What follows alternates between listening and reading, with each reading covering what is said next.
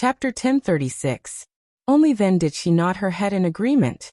Li Dongliang suddenly grabbed her collar and pulled her to his chest. He gave her a hard slap and coldly reprimanded. Damn it! Are you toying with me? Muyaja?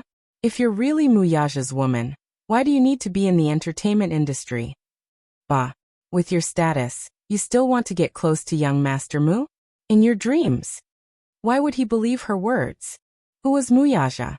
Muyaja was the leader of Dixing's financial group. What did Dixing mean? It meant that the stock market would tremble if Dixing stomped its feet. As Muyaja's woman, it meant that she was rich and powerful. Why would she need to be in the entertainment industry? What an international joke. It was not that he did not know Muyaja. How could he not know such a well-known name? Even if it's him, if he wants to gain a foothold in the capital, he must rely on the Mujia's protection. But what did this woman say? She claimed to be Muyaja's woman? To him, she was just a woman who was tossed aside after playing with her. Yin Shirshir was caught off guard and fell onto her seat. She was in a sorry state. Before she could get up, she was pinned down by him. Unlike Muyaja, this man did not know his limits. His entire weight was on her. Yin Shirshir was having a hard time bearing the weight of a middle-aged man. But more than that, she was filled with humiliation. She was an actress. It was because she loved acting and acting that she entered the entertainment industry. But why was it that in this man's eyes, an actress was a lowly status? Was she as lowly as a prostitute? She desperately slapped his shoulders with both hands and screamed in horror. Don't! Get lost! Get lost! What are you trying to say? What? Do you still want to use that brat to pressure me? A sinister and obscene smile appeared on Li Dongliang's face, causing one's hair to stand on end. He reached out his hand without any fear and pinched her soft waist. He laughed wickedly. Ha ha ha. Good. Even if you are Muyaja's woman, I'll treat you as his woman. Today was the perfect day. I want to have a good taste of Muyaja's woman. As he spoke, he pinched her chin and bit her neck. Yin Shirshir cried out involuntarily. No matter how strong a girl was, she had never encountered such an uncontrollable situation. She was so frightened that tears almost rolled down her cheeks. She kept struggling and pushing him away. She bit and hit him on the shoulder like a wild cat that had gone mad. Even Li Dongliang could not withstand such a violent struggle. His face was hit many times, and it was burning with pain. He raised his head and slapped her angrily. Seeing that she was still restless, he really wanted to do her in the car. Yin Shirshir was no match for him. She knew what was going to happen next.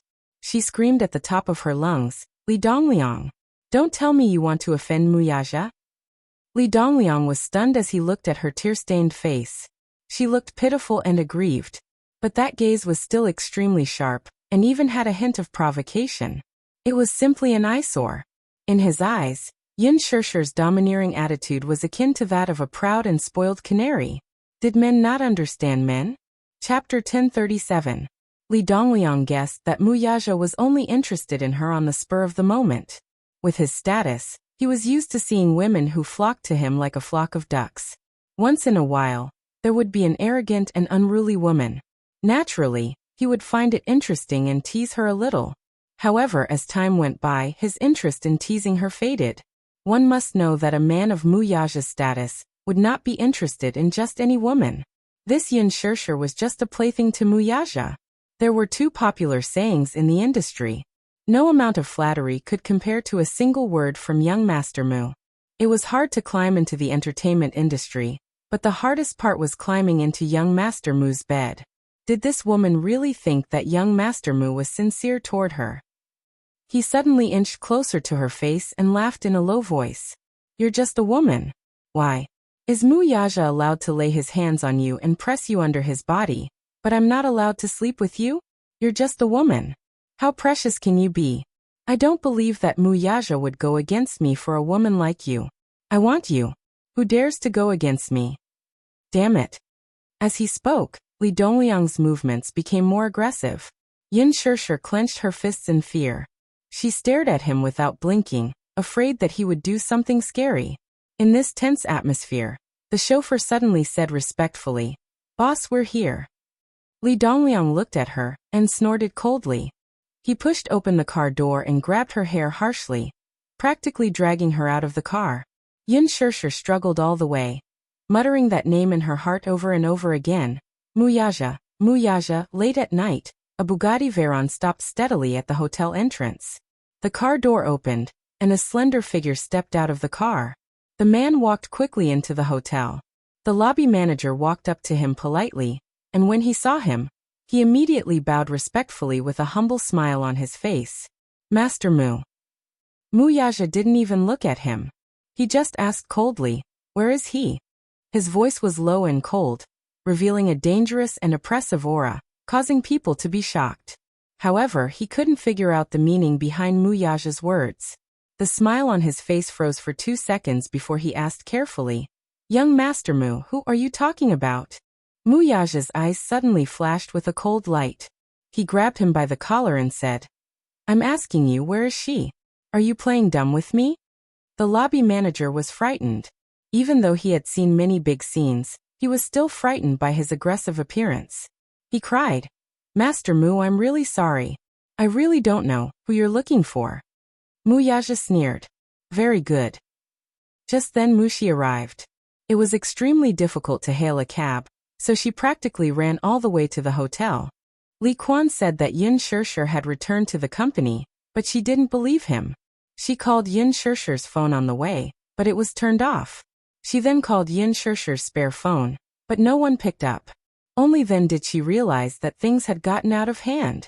She anxiously rushed to the hotel and saw the tall figure standing in the middle of the hotel lobby. She was elated and quickly ran toward him. Chapter 1038.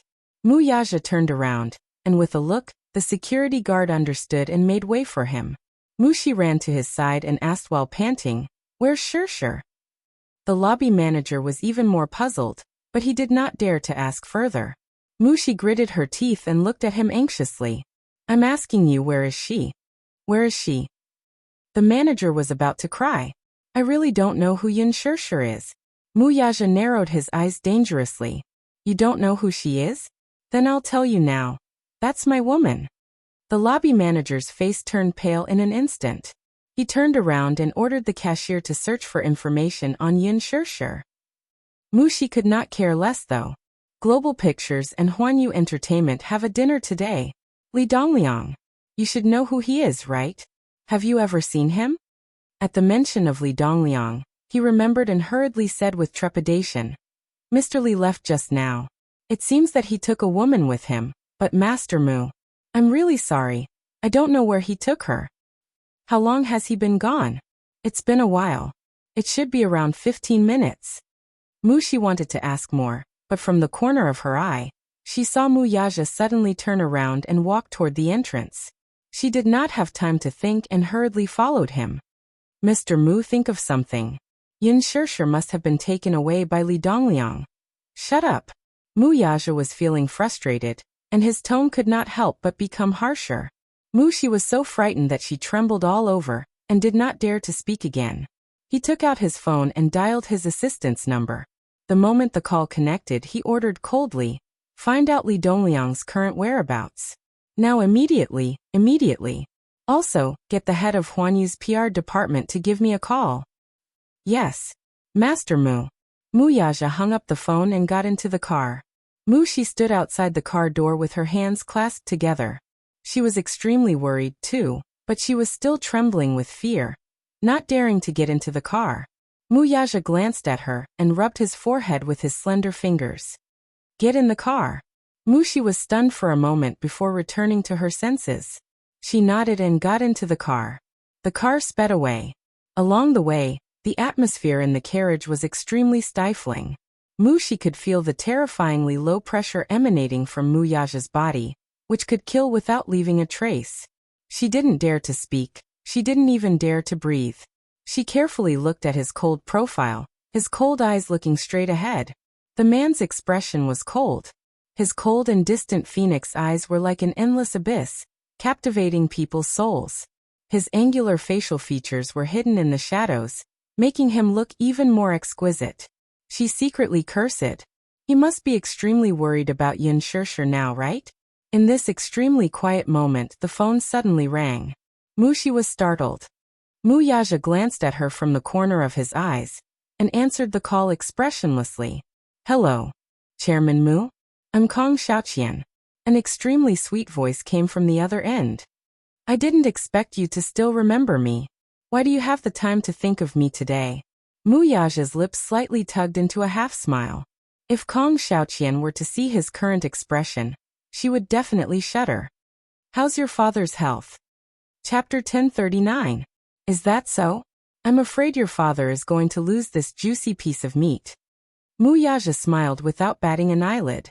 Kong Xiaoqian's laughter immediately stopped. She was confused and did not understand what was going on. Mu Yaja's sudden contact with her was, in fact, very surprising to her. After all, this man's status was so high and mighty. Meanwhile, she was just a lowly director of the public relations department. She had only met this man once at Huanyu's gala last year, let alone have a close relationship with him. Her first impression of him was that he was domineering, handsome, and heroic. However, she knew her place and knew this man could only be seen from afar. With her status, it was impossible for her to get close to him. She secretly wondered how she had offended this big shot. Just as she was feeling puzzled, Mu Yaja suddenly sneered and said nonchalantly, as a dignified public relations representative of Huanyu, you actually allowed your employees to attend such a banquet. This makes me doubt your father's character a little. Dishing doesn't want to work with such a company either. In the future, the Kong Consortium will also be blacklisted. Kong Xiaoqian turned pale with fright. Before she could react, she heard Mu Yaja issue such a death sentence. She was stunned for a moment. Even as she racked her brains, she really could not figure out what he meant. Hence, she smiled stiffly and asked, Chairman Mu, what do you mean by that? I really don't get it. You don't get it. Mu Yaja curled his lips. You'll understand very soon. After that, he hung up the phone expressionlessly. Then he called his assistant and asked him to inform the board of directors about the cancellation of several contracts with the Kong Consortium. He also asked him to stop all the work he was doing and start preparing for the acquisition of the Kong Consortium. Not long after this order was issued, the Kong Consortium CEO, Kong Qixian, called him in horror. When he answered the call, a middle-aged man's desperate voice came from the other end with a trembling voice. Chairman Mu, what the hell is going on? Why did you suddenly cancel the contract with the Kong Consortium? Elder Kong, we still have to ask your daughter about this matter. What exactly did she do? Mu Yaja's lukewarm tone made Kong Qixian even more worried. His tone was still polite, but there was an irrevocable determination in his words. It seemed the Mu Consortium was determined to go against the Kong Consortium. Kong Qixian's hand that was holding the phone trembled slightly. He was no longer young, and was once a ruthless businessman in the business world. When he was young, he did things swiftly and decisively. But now he was old. In a few years' time, he would have to abdicate and hand over the massive Kong Consortium to his precious daughter. Although Kong Xiaoqian was usually arrogant and willful, she wasn't stubborn or mischievous. She was quite steady in her work. She had been with Kong Qixian since she was young, so she handled business matters in an orderly manner. He had always been at ease and comforted her. Kong Qixian had a daughter at an old age, and he only had one daughter, Kong Xiaoqian. He had doted on her since she was young, so he loved her very much. On this day, just as he was lying down to rest, Kong Xiaoqian called him while crying. She said incoherently, Dad, I'm finished. Chapter 1040. After hanging up, Kong Qixian stood up from his desk and paced back and forth anxiously in front of the window. He then made a few more calls to urge Kong Xiaoqian to hurry home. The entire board of directors of the Kong Consortium was in a mess. How could the older directors sit still? They made one phone call after another to ask about what had happened and what the Kong Consortium had done to offend the Mu Consortium. When Kong Xiaoqian rushed home, Kong Qixian was sitting at his desk and smoking a cigarette sullenly after being infuriated by the directors. When he saw her return with red eyes, he slammed his palm on the table and asked with narrowed eyes, Tell me, what did you do to offend Mu Yaja for him to deal with the Kong Consortium like this? Kong Qixian had never lost his temper with her before, even if he did. Kong Xiaoqian was startled by his gloomy expression and could not help but take a step back. She stood quietly at the door with her head lowered and sobbed. Kong Qixian was already frustrated to begin with. When he saw her sulking and crying, he got even more anxious. He raised his voice and said, "What are you crying for? Are you still afraid to admit the trouble you caused?" Kong Xiaoqian still did not dare to speak. She kept wiping away her tears, and her exquisite makeup was in a terrible state. More than half of it was ruined and she looked extremely ugly. Kong Qixian's expression turned even uglier. He rebuked her angrily. "Say something." "I don't know either." Kong Xiaoqian looked up and said, I just think I've done something stupid. Sun Hua came to me and told me that if I sent Yun Shishir to Li Dongliang's side, Li Dongliang would be able to inject funds into the East Bay project to make up for the shortfall. But how could I have known that Yun Shishir would have such a background? Kong Qixian was so angry that he was glaring at her. "I don't want to listen to such useless things. Tell me, what did you do to her? Tell me." Kong Xiaoqian sobbed and told him everything that had happened. This infuriated the old man. He clutched his chest and fell back into his chair. He said bitterly, "I was planning to hand the Kong Consortium over to you because I thought highly of your capabilities. You're also the only heir of the Kong Consortium in the future, so I was confident that I could entrust it to you. But you did this to me. I let you join Huanyu so that you can gain more experience. But you actually did such a heinous thing. Xiaoqian, Xiaoqian, you're usually very steady in your work. Why are you so muddle-headed this time?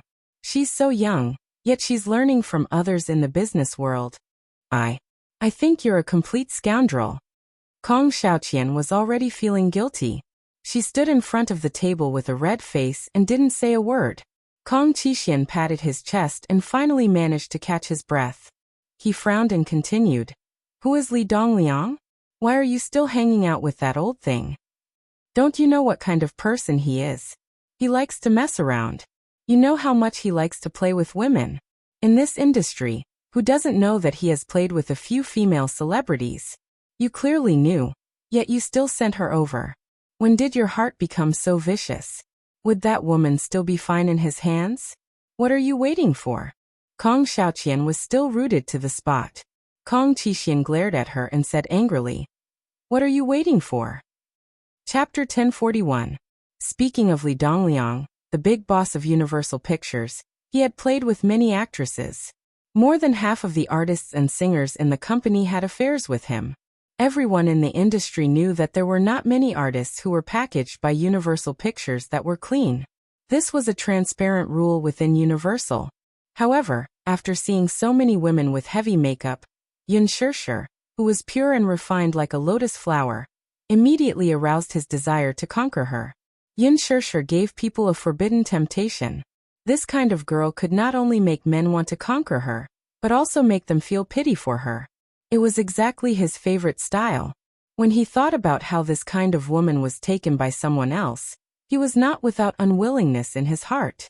When he thought about how that man would be so close to her body and enjoy this sweet beauty as he wished, his heart felt like it was being scratched by a cat's paw. He could not help but feel angry and jealous. It was not that he had never seen a woman more beautiful than her. However, this girl had a bewitching temperament. That pair of flirtatious eyebrows, just a look, was extremely beautiful. Just thinking about that white and graceful body and those two slender and beautiful legs made Li Dongliang's heart itch unbearably. The tightness in his lower abdomen was extremely uncomfortable. After throwing Yun Shishir into the bedroom and locking the door, Yun Shishir immediately kept a safe distance from him. He narrowed his eyes and sized her up. The room was pitch black. The moonlight slanted in from the window and enveloped her whole body. She clenched her teeth tightly and frowned. Supporting herself with her arms, she pulled herself up. Looking at Li Dongliang, who was closing in on her, she could not help but step back vigilantly. Her breathing was a little hurried. You're not allowed to come over." Yun Shishir shuddered. "Humph. We're already here, and your little mouth is still so fierce. See how I'll deal with you later, humph. See how I'll tame this woman later." Li Dongliang stared at her anxiously, but his hands did not stop moving. He took off his clothes without asking. In a flash, The middle-aged old man in front of her was half naked. It had to be said that the old lecher in front of him was really a bit of a blemish. He had a head of sparse hair and a square face. His cheeks were slightly sunken, but his eye bags were extremely full. Following his line of sight, his figure was really unsightly. His body was so fat that it oozed oil, and he had a beer belly. There didn't seem to be any muscles on his body. Yin Shishir was shocked, and her mind went blank. Looking at Li Dongliang, she really didn't want to think in that direction. But even the dumbest person would know what was going to happen next. He was trying to force her to submit. Yin Shishir was furious. She was being sent here and there like a cheap commodity. She had no dignity at all. She bit her lip, only to see the man walking towards her quickly. In an instant, her heartbeat seemed to have stopped, and her heart was stuck in her throat. She felt like she was suffocating. "Don't come over. Don't come any closer." She almost screamed out loud. Her heart trembled, and at the same time, she took a step forward, almost entirely relying on her remaining mental strength and rationality. She jumped up from the bed like a cat and rushed towards the door with large strides.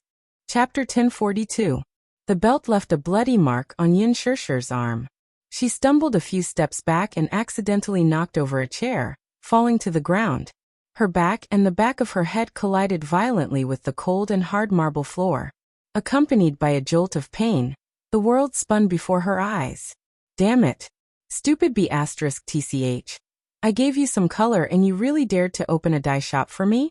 Huh." Li Dongliang scolded her with vulgar words and approached her step by step. As he anxiously tore off his clothes, a lewd smile appeared on his face. In a fit of anger, he took off his suit pants and pounced on her like a hungry wolf. Yin Shishir screamed and rolled on the ground in a panic to avoid him.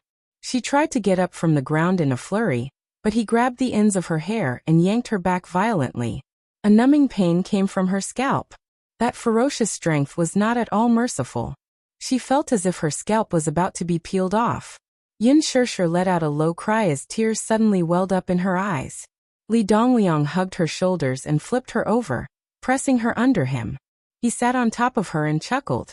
His rough palms patted her cheeks forcefully, his words filled with extreme dissatisfaction. "Yin Shishir, I'm telling you today, I'm definitely going to have you. Don't fail to appreciate my kindness. Do you think that you can mix in this industry as you wish, and that you can reach the heavens in a single bound just because you have a pretty face? Haha, don't be too naive. Once you're in this industry, how will it be up to you? Let go of me. Let go of you. Haha, what kind of dream are you having?" Li Dongliang stared at this exquisitely sculpted face. His large palm roughly kneaded her waist, and the smooth and tight feeling made him relax his brows in satisfaction.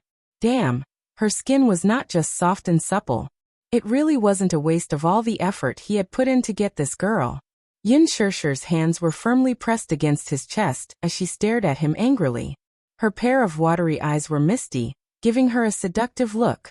Li Dongliang's interest was piqued when he saw the hostile look on that face. He narrowed his eyes and smiled. "What? You're not willing? What? Yin Shishir, don't tell me you're at a disadvantage by following me?" As he spoke, he reached out to grab her collar and tore it apart forcefully. Yin Shishir was shocked. She held his hand tightly, not letting him have his way. During the tugging, her nails scratched the back of his hand. Li Dongliang shuddered in pain. In a fit of rage, he waved his hand and gave her a tight slap. The strength of this slap was definitely not light. Yin Shishir's face was slapped to the side, and the corner of her lips knocked against her teeth. Under the dull pain, there was a cut, and the taste of blood filled her mouth. She was embarrassed, angry, in pain, and scared. The tip of her nose was slightly sour, but she stubbornly refused to shed a single tear. Li Dongliang was also very angry. His face did not look pleasant as he choked her neck. The lust in his body was screaming, but he could not vent it out. This made him even more irritable. Chapter 1043. Yin Shishir's mouth was wide open. With her throat choked by him, she was suffocated and unable to speak. He bit down hard on her jade-like earlobe. His hot breath blew onto her neck, causing her cheeks to turn red. Her entire face was boiling hot. His large palm started to touch her body up and down unruly. The soft texture immediately made his body tense up. Yin Shirshir struggled with all her might, and used all her strength to push him away. However, although this Li Dongliang didn't train well, he was still a man after all. How could Yin Shirshir compare to his strength? With his entire body's weight, how could she push him away so easily? No. Let go of me. No. Yin Shirshir shouted in humiliation as she hit his shoulders with both hands. Her voice was already hoarse. Li Dongliang obviously wouldn't listen to her. A lewd smile appeared on his face as he caressed her waist wantonly. His lower abdomen was tightly pressed against hers as he impatiently moved towards her lips. Yin Shirshir suddenly turned her head and avoided him pathetically. It was as if her entire soul had fallen into an endless black hole, and she was unable to extricate herself from it. Li Dongliang was very unhappy with her avoidance, and sneered sarcastically. "You're not a virgin anymore. Why are you being so pretentious?" Yin Shirshir pursed her lips and shook her head. However, her pair of eyes stubbornly widened. Her eyes were bloodshot and misty, but there was a different kind of charm to them. This was a woman who could easily arouse a man's desire to conquer. A woman who could make a man's heart ache and pity her. "Yin Shirshir, follow me. I can give you everything you want. If you follow me, you can debut and release a film. I'll use all my resources to support you.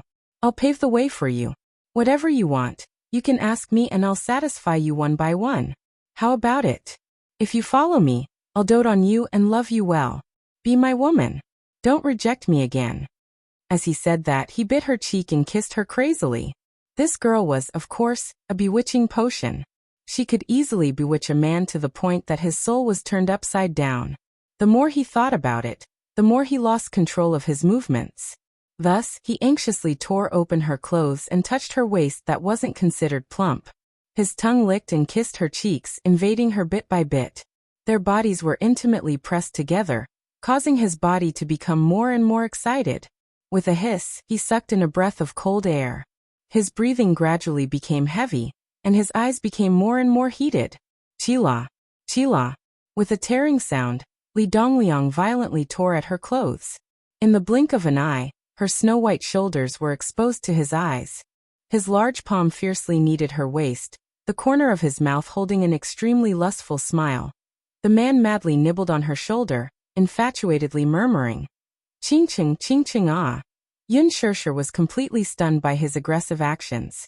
She anxiously pushed him away, gritting her teeth as she tried to push him away. Her rationality was about to be worn out. She began to put down her pride, put down her dignity and softly begged, I beg you to let me go." The fire in Li Dongliang's body was burning vigorously, so why would he care about her words? It was just a woman. He really didn't want to waste too much effort. There was no need to be merciful. Now that the girl of his dreams was lying under his body, how could he let her go? Chapter 1044. To put it nicely, each and every one of them was a big-name celebrity, but behind their backs, they were all groomed by others. Which of them relied on their own power to make a name for themselves? To put it bluntly, in Li Dongliang's eyes, those were all high-class prostitutes. Even if they were extremely clean and pure when they first entered the industry, after some time, how many of them were pure and untainted after entering this big dirty vat? As he thought about it, his movements became more nimble. Just like that, he pressed her firmly onto the ground and carelessly kissed her cheeks. However, he saw that her head kept turning and dodging. He did not linger and unbuckled his belt with one hand. With a swing of his other hand, he took off his pants and started to tug at her pants, intending to cut straight to the chase. Yin Shirshir was so sensitive that she shuddered. Looking down, she saw that he had exposed an ugly part of himself. She almost wanted to vomit. Her last bit of rationality was completely worn out. Almost crazily, she bent her knees and hit his crotch hard. Ouch! The most vulnerable part of a man was hit hard. Li Dongliang was in so much pain that he immediately arched his back. His body tilted and he stiffly fell to the ground. Yin Shirshir took a few steps back, and saw that he was pointing at her with a trembling finger. His face was full of disbelief. It was as if he had never expected that this little woman would be so chaste.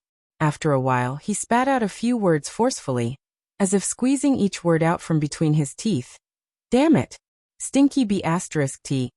Yin Shirshir stood up shakily. Her blood-red eyes stared at him fiercely, as if she was afraid that he would pounce on her at any time. Her face was full of vigilance.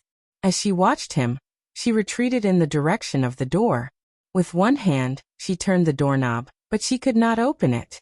She just remembered that the door was locked from the inside, and needed a key card to unlock it. Yin Shirshir rushed into the living room again. The man was still lying on the ground. His body was twisted in a strange position, as if he was in extreme pain.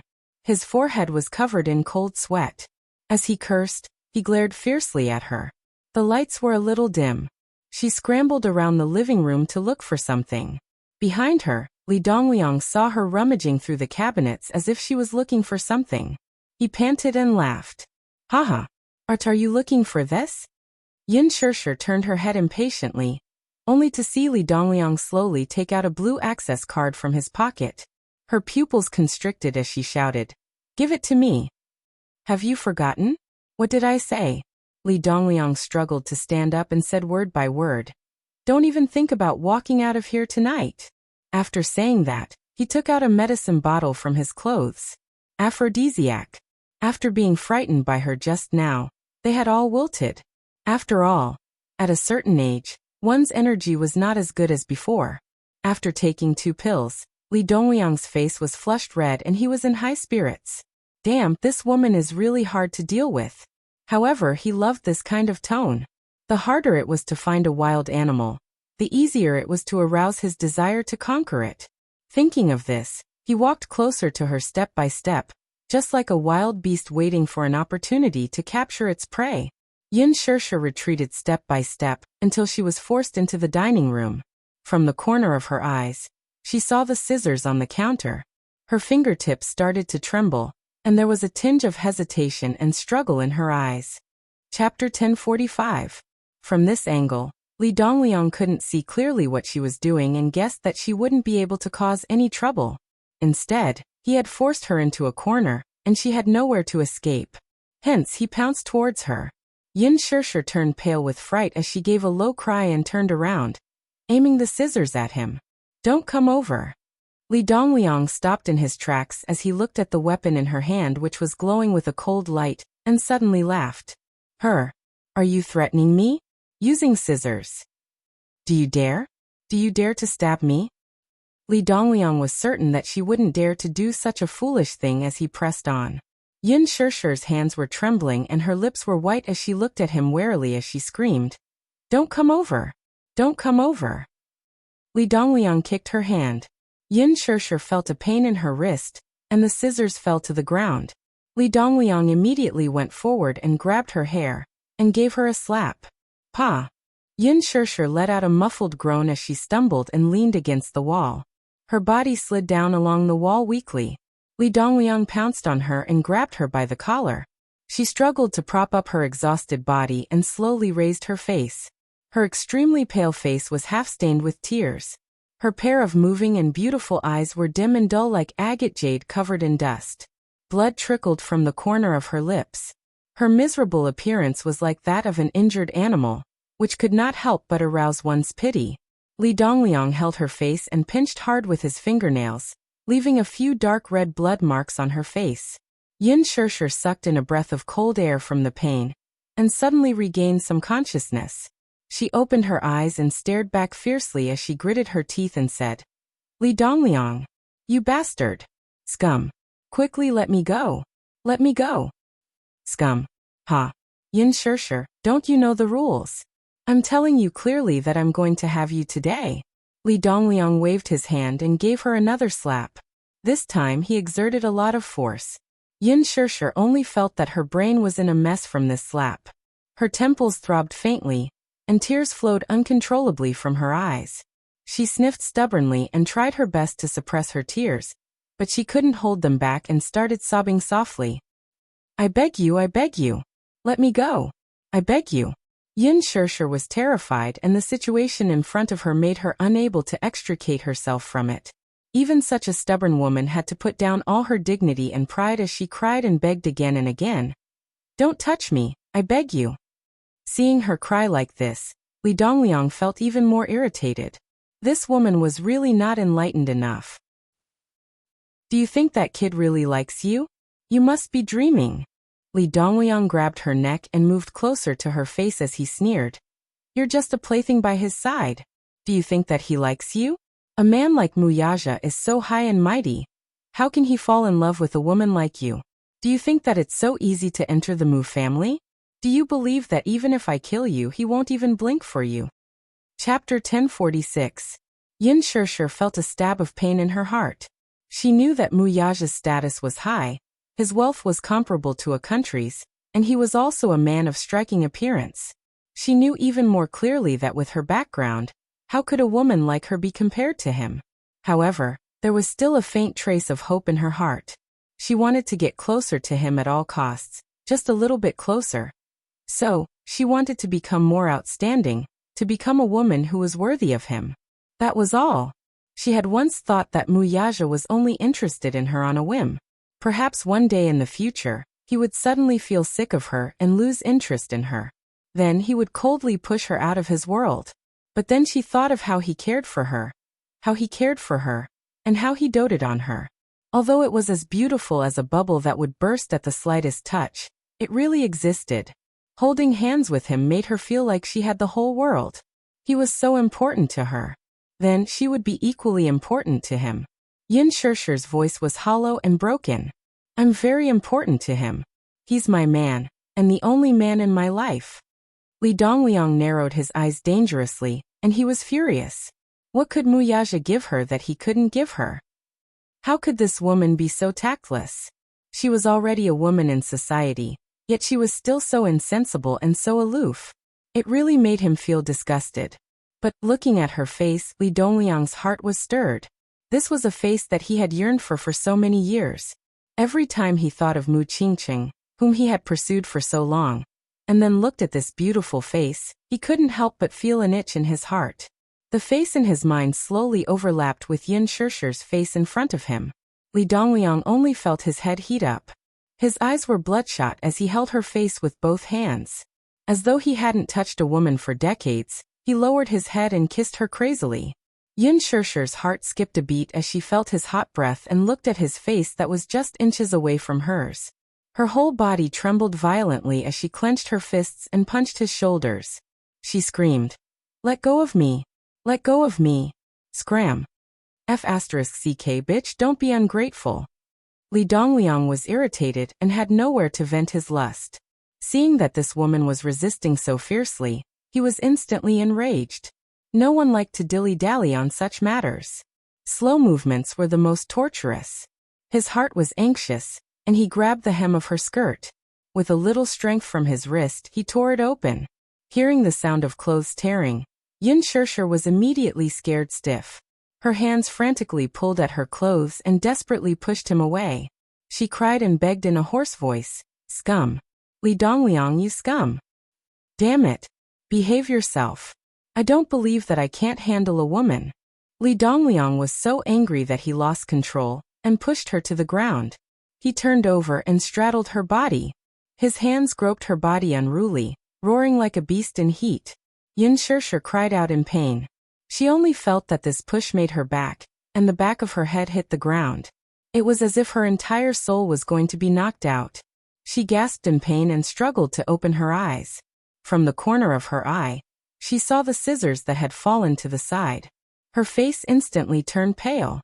Chapter 1047. Ah! A blood-curdling scream reverberated through the huge room. The ambulance and police cars were parked by the entrance, and the sirens attracted everyone's attention.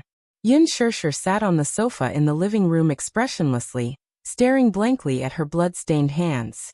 Her eyes were empty, and her shoulders were slightly trembling. A strong sense of guilt rose in her heart.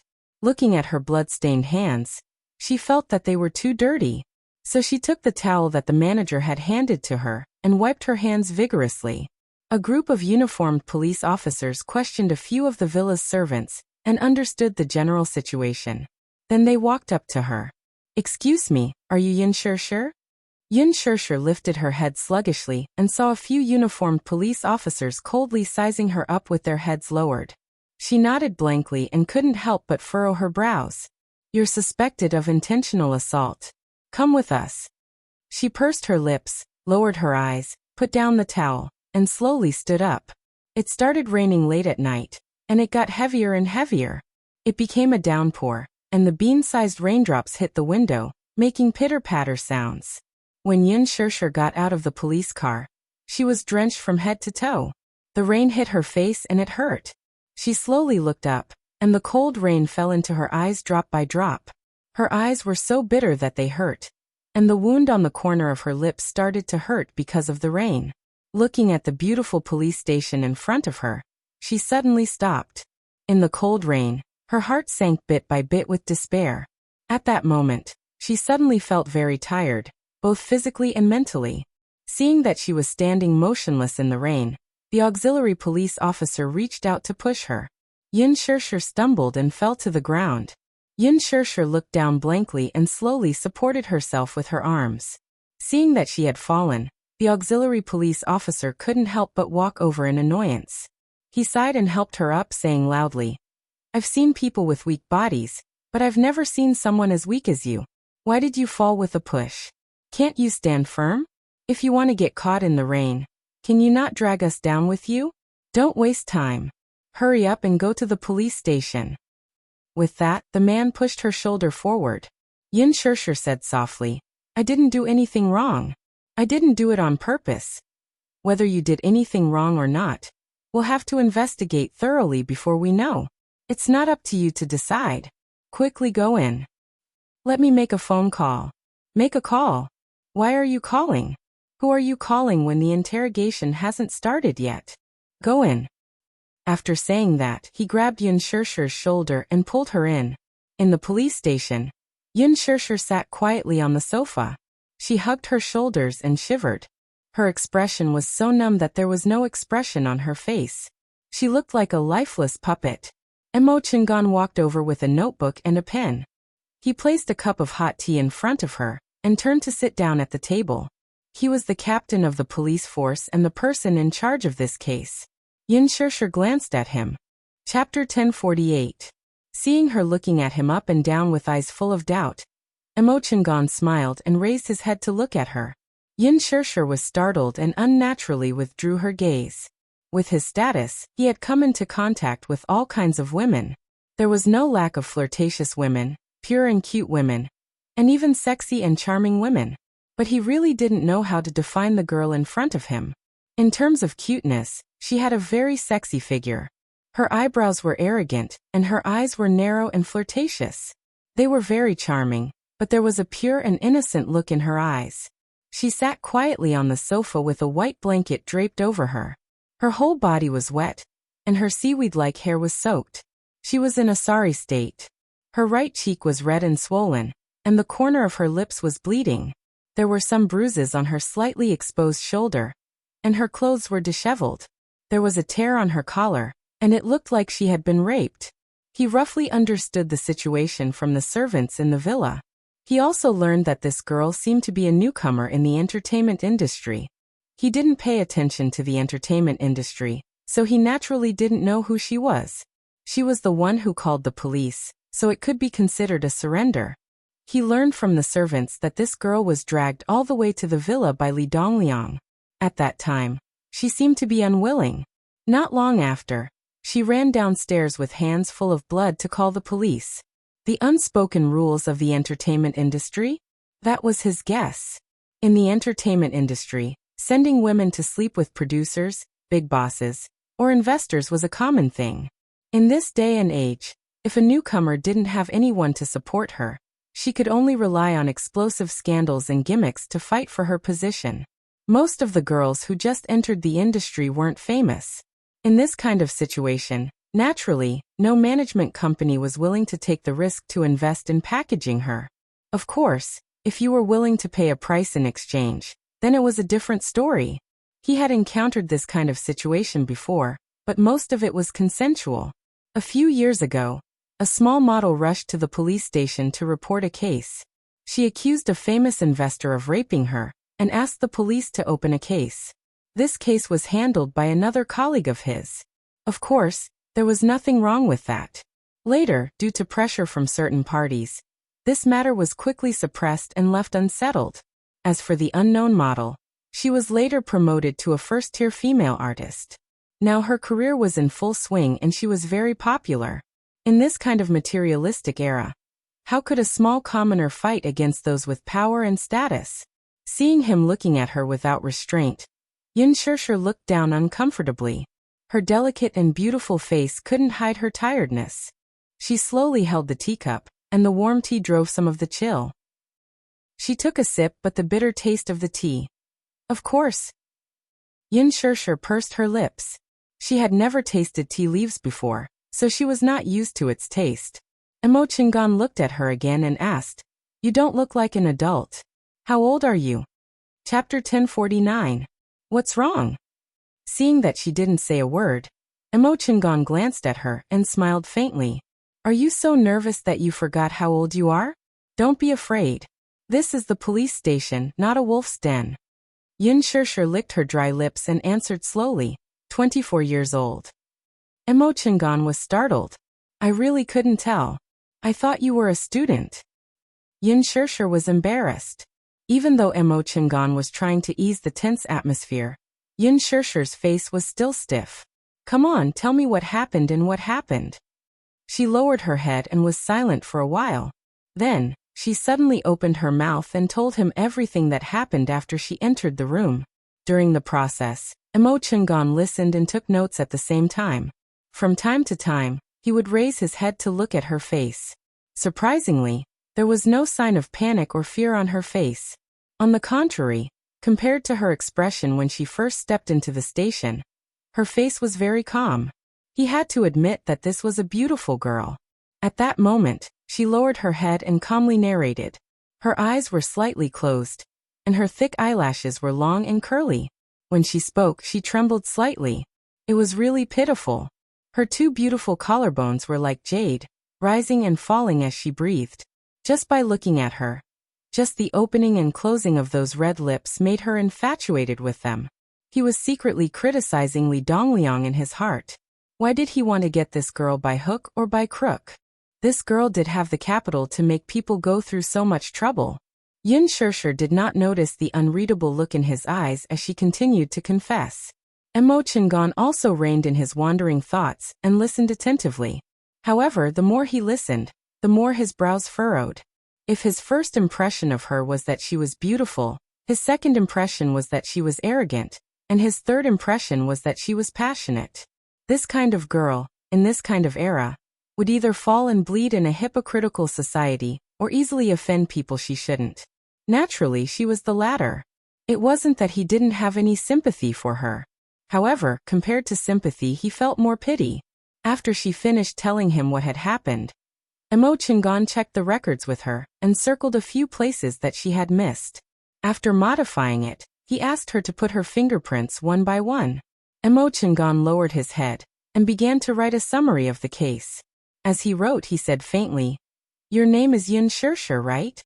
She nodded. "Yes. You're such a silly girl. You've really made a big mess out of this.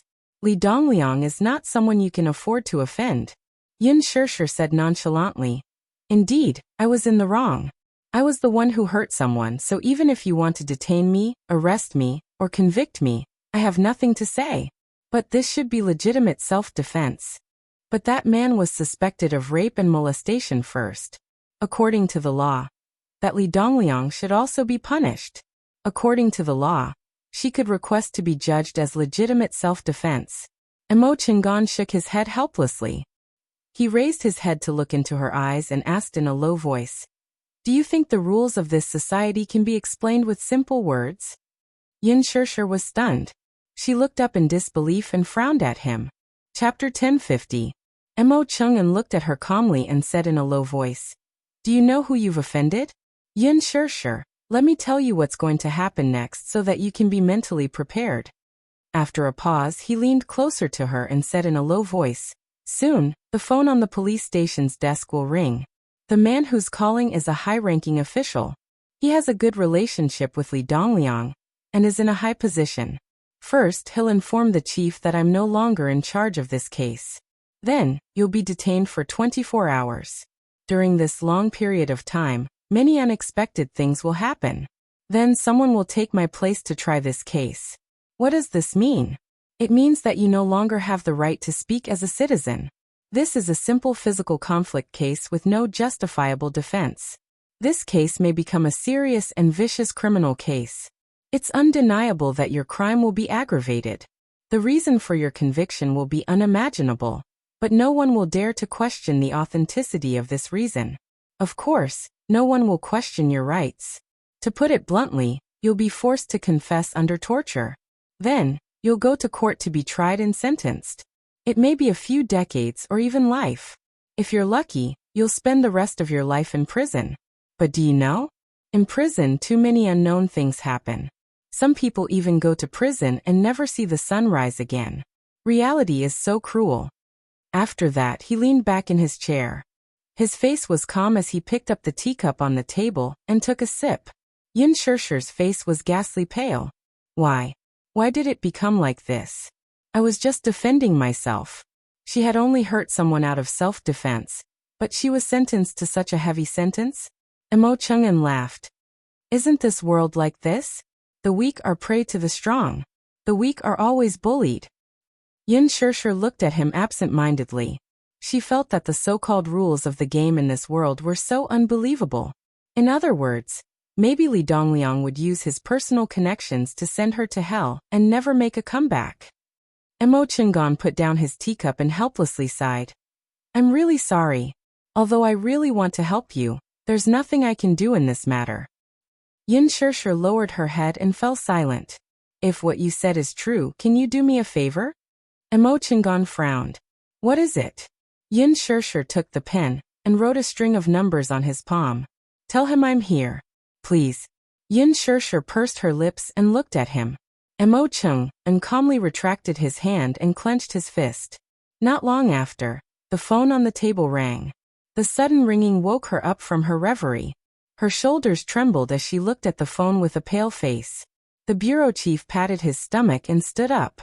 He walked to the table and picked up the phone. His expression immediately became respectful, and he answered one by one with a smile. Emo Chung's face was expressionless as he crossed his arms over his chest. There was a hint of depression between his brows. Chapter 1051. What happened next was just as Emo Chung'an had said. Not only was he transferred from the case, but she was also detained by the police. The moment she stepped through the door, she really began to feel at a loss, because she didn't know what was waiting for her after 24 hours. CEO Li, calm down, calm down. It's not a big deal to be angry, but it will hurt your health. Don't make things difficult for yourself because of a little girl. Here, I sincerely apologize to you on her behalf. Apologize? Is an apology useful? Even if that girl kneels at my feet and begs me to let her go, it won't help. Sun Hua, I'm telling you, I'm not done with you. How can you do this? In the hospital ward, the atmosphere was as cold as ice. Li Dongliang was lying on the bed with a frosty expression. His eyelids were heavy as he leaned against the headboard without looking at anyone. Sun Hua, on the other hand, did not have a way out. He could only brace himself and stand by the bed, bowing and groveling. His face was already alternating between green and white. While he could not help feeling annoyed with Yin Shishi, he still had to put on an apologetic smile for Li Dongliang. How could he have known that such a big thing would happen? He originally thought that no matter how unwilling Yin Shishi was, she was at most an unruly kitten. Once she sharpened her claws and taught her a lesson, she would naturally be obedient. However, he didn't know that not long after he left, this chaste girl stabbed the big boss with a pair of scissors. Look at that. Damn it. The wound wasn't shallow. If it was anyone else, their heart would be burning with rage. He raised his head and stole a glance at Li Dongliang's gloomy face. His back started to break out in cold sweat. He thought to himself, if I had known, I wouldn't have tried so hard to send this girl here. A strong woman like Yin Shishi should be sent to the mafia boss for a good lesson. No matter how hard a bone was, it could be tamed. But now, she had offended this big shot in front of him. Li Dongliang, who was he? Who in the capital didn't know this man? Although he was the boss of an entertainment company in name, He had connections behind the scenes. In the early years, this Li Dongliang was not very mature. However, when the company was just established, he had many bad ideas. How did Universal Pictures come to be? Wasn't it all because of some high-ranking officials, the heads of the government, and the leaders of the underworld? Was there even a need to ask why they were willing to support worldwide? Those big shots didn't lack gold or treasures. They just lacked a beauty by their side to have some fun. Thus, during those years, Li Dongliang sent many of the beautiful ladies in the company to them, and kept them as mistresses. With such a connection, if they were happy, they would naturally be willing to share a piece of the pie, and be willing to open up a path for your company. Therefore Li Dongliang, whether it was in the legal world or in the underworld, as long as he had some power, he would have some connections, not to mention those who were inextricably linked to him in the dark. In the capital, he was a big shot who could do whatever he wanted. Anyone who saw him would have to give him some face. Now, could Yin Shirshir still hope that there would be a way out? Chapter 1052. Regardless of anything else, just the relationship between Li Dongliang and a certain high-ranking official in the capital was enough to suppress her. Not to mention the day of a comeback, it would be a blessing if he was not implicated. Now it was already difficult for him to think about how to protect himself. How could he still have the time to think about that girl's safety? Damn it, she deserved to die. How could she be so unruly and ungrateful? Thinking about other artistes, they were quite well behaved. Why was it that when it came to him, he had to deal with such a person? He really could not figure it out. In the midst of a myriad of thoughts, he felt helpless, indignant, worried, but more than that, he felt fear and uneasiness. Li Dongliang glanced at him expressionlessly and sneered. Why are you still standing here? Do you still think I didn't make myself clear? Get lost, don't be an eyesore. Sun Hua gritted his teeth. How could he leave? He had not made things clear yet. He was afraid that he would find trouble with him later. He was still counting on Li Dongliang to make a living. He could not fall in front of this girl. He lowered his voice and said, Boss Li, I'm really sorry. I didn't expect Yin Shirshir to be so unruly, and I didn't expect such a thing to happen. Li Dongliang glared at him fiercely and sneered. Sun Hua, I don't want to waste my breath. Don't create any more trouble for me. Didn't I ask you to settle the matter properly? Ah, you're just a small singer. Why didn't you learn how to read people's expressions for a living? What's wrong? Do you really think you're Du Sherngyang? Being glared at by his sharp gaze, he almost knelt down. Sun Hua felt wronged, and was at a loss for words. He felt like he had bitten a mouthful of bitter and astringent coptis. Boss Li, I'll kneel down to you, okay? I'll let you deal with this girl. But please let me go. Otherwise, I'll be so wronged. Next time. I'll definitely find you an obedient woman next time. There's a next time? This time, she stabbed me in the waist. Next time, you'll send me someone more vicious than Yin Shirshir. Won't she stab my family jewels? Are you trying to give me bad luck on purpose? Li Dongliang snorted coldly, obviously not falling for his trick. He turned his head and shouted angrily at him. Do you think I'm interested in your tricks? Bah. Sun Hua. Get lost as far as you can. You were the one who sent this person to me. Now that something has happened, do you think you can just pat your butt and say that everything is fine? In your F*King dreams, do you want me to try stabbing you? Sun Hua's face immediately turned deathly pale. His shoulders trembled, and he couldn't spit out a single word. He thought to himself, this time it's really over. Wasn't it enough that this B*TCH had harmed him? Did she want to drag him down with her? If Li Dongliang were to slap him, would he still be able to survive? Why are you standing here?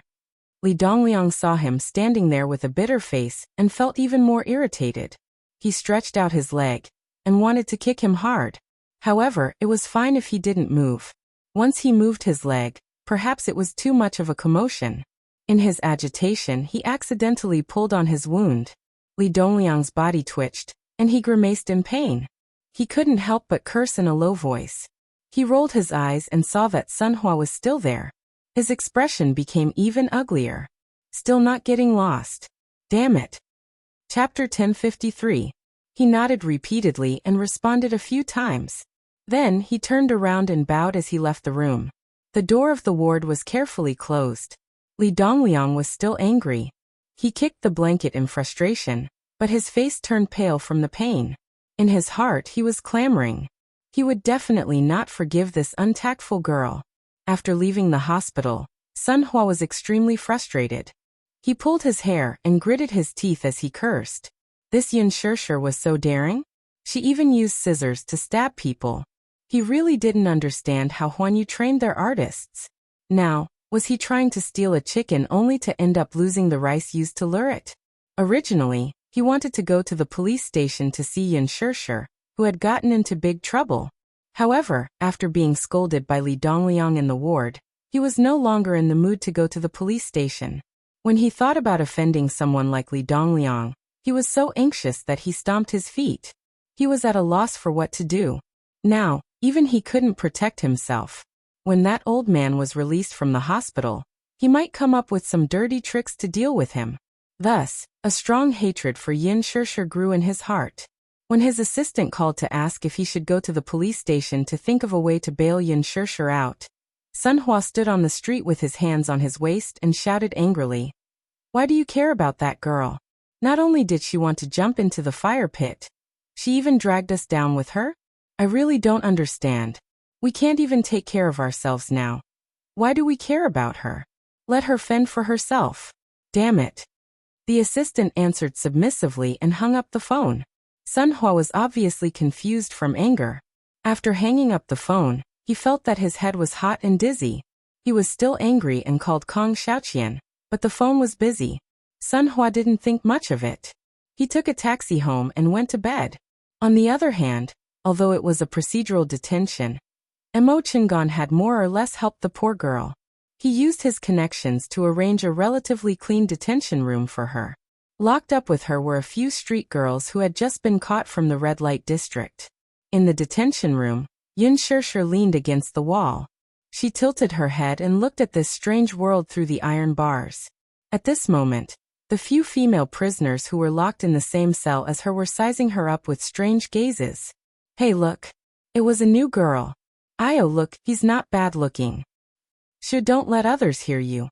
She's looking over." A femme fatale's face, dressed so coquettishly, how immoral. In my opinion, maybe they were also caught from the red light district? These days, the red light district is very strict. Don't talk about it. Maybe she's not a young lady. Yin Shishir did not hear their discussion. She lowered her head, looked around, and slowly walked to a corner and sat down. Both of her hands were handcuffed tightly. She raised her hands and looked at the swaying chains. Her eyes darkened bit by bit. There was no light in the entire single cell. There was only a dim incandescent lamp in the corridor. It seemed to have been in disrepair for a long time. Half of the lights were dim. She laid down on the bed, and as soon as her head touched the bedding, her face turned ashen from the unpleasant musty smell. Yin Shishir quickly sat up and leaned against the wall. Chapter 1054. She leaned her head weakly against the cold wall. She squinted her eyes and felt a little sleepy. "Look, it's the newcomer. Hey, TSA. We're talking to you. Hey, newcomer." Just as she closed her eyes, a few voices were heard. Someone pushed Yin Shishir's shoulder. She looked up expressionlessly. Beside her, a few women sat down around her.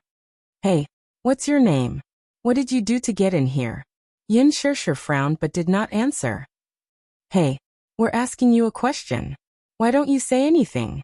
Young lady, you're quite pretty. Where did you come from?" Yin Shishir pursed her lips but still did not say anything. The female prisoners felt bored and looked at each other. When they looked at Yin Shishir again, their eyes were filled with contempt. "I didn't expect this young lady to act so high and mighty. I think she's that kind of woman. Hey, you guys don't know. Hey, what kind of crime did you commit? Were you also caught by the anti-prostitution brigade?"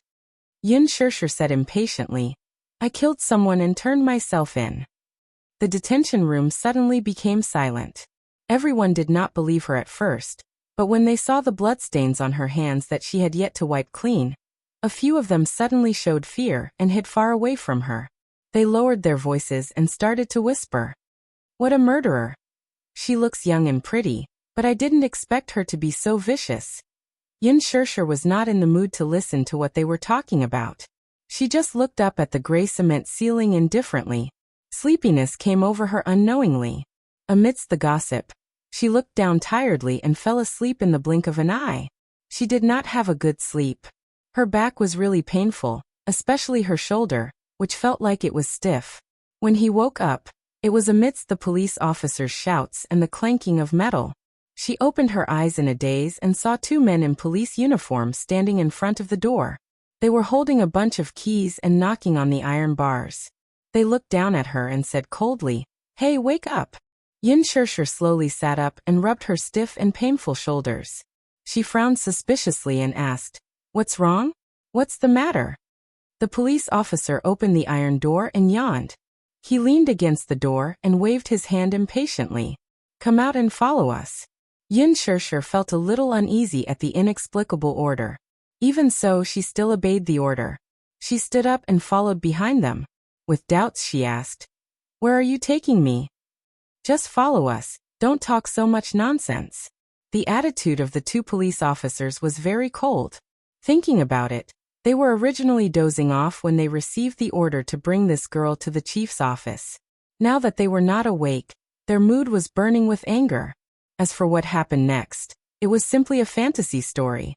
What was waiting for her was not punishment or other things, but unexpected freedom. Someone bailed her out with a large sum of money. However, the director didn't dare to accept the huge sum of money sent by this person. Just the name above was enough to make him breathless. In his heart, he thought that even if he offended Li Dongliang, he would let Yin Shirshir go. He really could not afford to offend that person. Chapter 1055. The night was quiet, and the neon lights dimmed.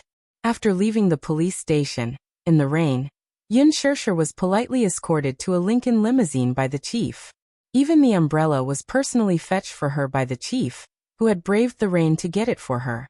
She couldn't believe that the smiling man in front of her was the same person as the bureau chief who had been cold and indifferent to her earlier.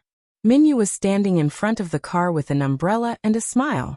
He was dressed in a well-ironed business suit, which made him look very classy. However, when Yin Shirshir was escorted to him by the bureau chief, Minyu couldn't bring himself to smile when he saw her haggard face and miserable appearance. "Miss Yin, are you okay?" Minyu asked with concern. "Did you suffer in the police station?" "How could that be?" "Oh, how could we let Miss Yin suffer?" The bureau chief smiled awkwardly as he tried to smooth things over. Minyu ignored him and leaned over to open the back door for Yin Shirshir. At the same time, he said to the bureau chief, "Bureau Chief Qian, sorry to trouble you with this." Hearing this, the old bureau chief was really in fear and trepidation. He leaned closer to Minyu and said softly, "Oh, it's nothing. It's just a small matter.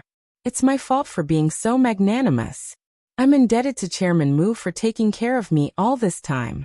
I should be the one thanking you." Minyu smiled and then frowned slightly. "As for Chairman Li, don't worry. I'll take care of this matter. No matter what Chairman Li does, hee." The old bureau chief chuckled and deliberately lowered his voice. "He has to take into account young Master Mu's status, right?" He was absolutely right about this. Even though Li Dongliang was a big shot in the capital, he was still lacking compared to Mu Yaja. Minyu nodded and smiled. "That's good." The old police chief glanced at Yin Shirshir. Thinking of how he had locked her up in jail for a few hours, he began to feel uneasy. He turned to her and said humbly, "Miss Yin Shirshir, I'm sorry that I didn't recognize you before. You're a person of great moral stature, so please don't hold a grudge against me. Please don't take my previous offense to heart." Yin Shirshir furrowed her brows indifferently. Ignoring him, she got into the car without consulting him. The old bureau chief watched as the car started and drove away. It was a little cold in the car. Minyu saw Yin Shirshir's shoulders hunched. He was afraid that she would catch a cold, so he turned to ask the chauffeur to turn on the heater. Yin Shirshir stared fixedly at him. Her face was expressionless, but there was a hint of wariness and vigilance in her eyes. "Who are you?" She didn't seem to know this man. She didn't have any impression of him. Minyu didn't know whether to laugh or cry when he saw her looking at him cautiously and suspiciously. He immediately explained, I'm Chairman Mu's personal assistant. We should have met that day in Chairman Mu's office. Minyu saw that she was still wary and said patiently, Don't you remember? Just a few days ago, you were in the chairman's office. His smile was full of sincerity and gave her a great sense of calmness. However, he saw that her shoulders were moving up and down slightly. She seemed to be still in shock and was panting heavily. Minyu held her shoulders and said, Don't be nervous. It's all in the past. It's okay. I work for Chairman Mu. I'm not a bad person. Chapter 1056. Was it Muyaja who bailed me out? Yes. Yin Shirshir was really frightened tonight. She was like a bird startled by the twang of a bow, trembling in fear. I don't have to go to jail anymore. Miss Yin, don't worry. Boss will arrange everything, he answered calmly. Then, where is he? Why didn't he come? You know, with boss's identity, it's not convenient for him to show up. I'll send you home now. Boss is waiting for you at home. Yin Shirshir pursed her lips and nodded. After a night of twists and turns, she was in a sorry state. Her clothes were disheveled, and the hem of her clothes and cuffs were stained with hideous bloodstains. Now they were a little black. Sitting in the car, she quickly couldn't resist the fatigue and fell asleep. The car drove into Yinshan Shuri. Yin Shirshir sleepily felt herself being pulled into a warm embrace. Her eyelids were very heavy, and she couldn't open them for a while. At this moment, the sky was already bright. When Muyaja carried Yin Shirshir into the bedroom, he couldn't even feel the weight of the person in his arms. She was too light. She was so thin that he couldn't even hold her waist. Her heart ached a little. He didn't even dare to use too much strength. He felt that if he wasn't careful, he would break the bones of the person in his arms. Muyaja placed her on the bed and turned on the wall lamp. He looked at the woman who was curled up into a ball, only to see that her clothes were tattered and torn into thousands of rags. It was obvious that someone had torn them apart. Muyaja searched her body and saw that there were countless strangulation marks and bruises on her body. How could this woman get hurt so easily? Muyaja's dark eyes searched her body over and over again. Suddenly, he caught a glimpse of the bloodstains on her hand that had not been wiped clean. His face turned cold, and he immediately grabbed her hand nervously to examine it carefully. After a careful examination, there were no wounds on her body. The bloodstains on her hands shouldn't be hers. His wrists were scarred by handcuffs. The red marks were very eye-catching. He was still worried and carefully checked her body, but his gaze suddenly fell on the kiss mark on her shoulder. Although it was called a hickey, it was more like a mark left by someone who had fiercely bitten him. His gaze instantly turned gloomy, and a chill shot out from the depths of his eyes, as if he wanted to freeze the entire world. There was no need to think about what she had gone through. According to Minyu, she used a pair of scissors to stab someone. Later, she called the police and was arrested on suspicion of intentional injury. She was not brave enough to hurt others. She had always been a gentle person. No matter what happened, she would never easily hurt others. However, what kind of desperate situation was she in that she didn't even hesitate to hurt someone? Most likely, he had been forced to the point where he had nowhere else to go. That was why he had done this. According to Minyu's report, Li Dongliang's side was unable to restrain their anger, and was preparing to falsely accuse her of intentional homicide. All the servants in the villa would provide conclusive testimony as witnesses. However, according to the law, what she had done was only justified self-defense. It was obvious that Li Dongliang wanted her dead. Damn it. Chapter 1057. Yin Shirshir opened her eyes in the darkness. In her hazy vision, she saw a tall and white figure beside her. It was so dark that it blocked all the light. She tried her best to open her eyes, but she couldn't see who the person in front of her was. She could only vaguely tell that the man in front of her was emitting a sharp aura. Now she couldn't help but feel a little jittery and paranoid. She felt the murderous aura from the man, and her body quivered as she suddenly became clear-headed. Ah! She let out a cry of surprise and abruptly shrank back. The man leaned forward slightly and scooped her up with his long arms. She fell into a familiar and warm embrace. Don't be afraid. It's me. Muyaja's gentle and mellow voice sounded above her head. Following that, A familiar fragrance wafted into her nose. It was the unique fragrance of his body, and it made her feel extremely at ease. The moment she heard his deep voice, Yin Shirsher realized that she had returned home and was safe.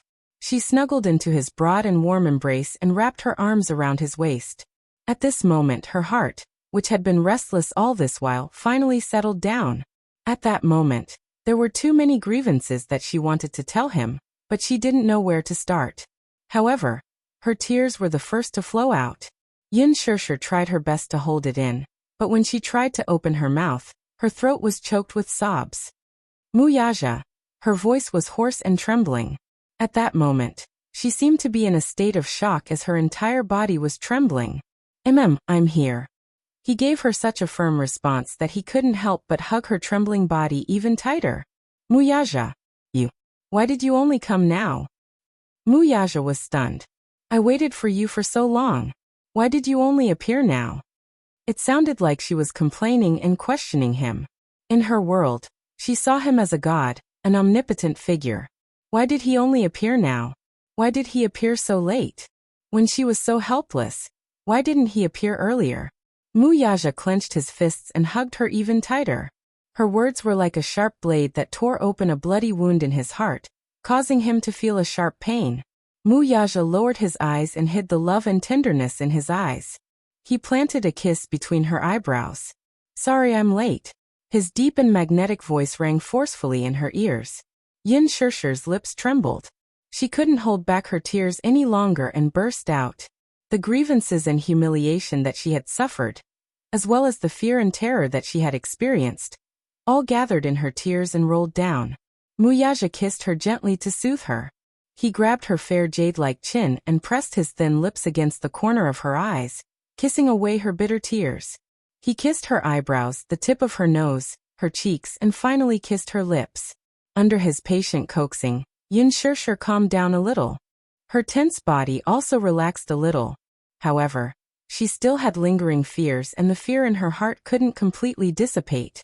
Tonight's scene must have left an indelible nightmare in her heart. Thinking of this, Muyaja couldn't suppress his anger anymore. There was only one thought in his mind. Who on earth had such guts to do this? The woman that he couldn't bear to bully was actually bullied to this extent. Chapter 1058. Who was it that dared to bully his woman like this? They deserved to die. Muyaja frowned coldly.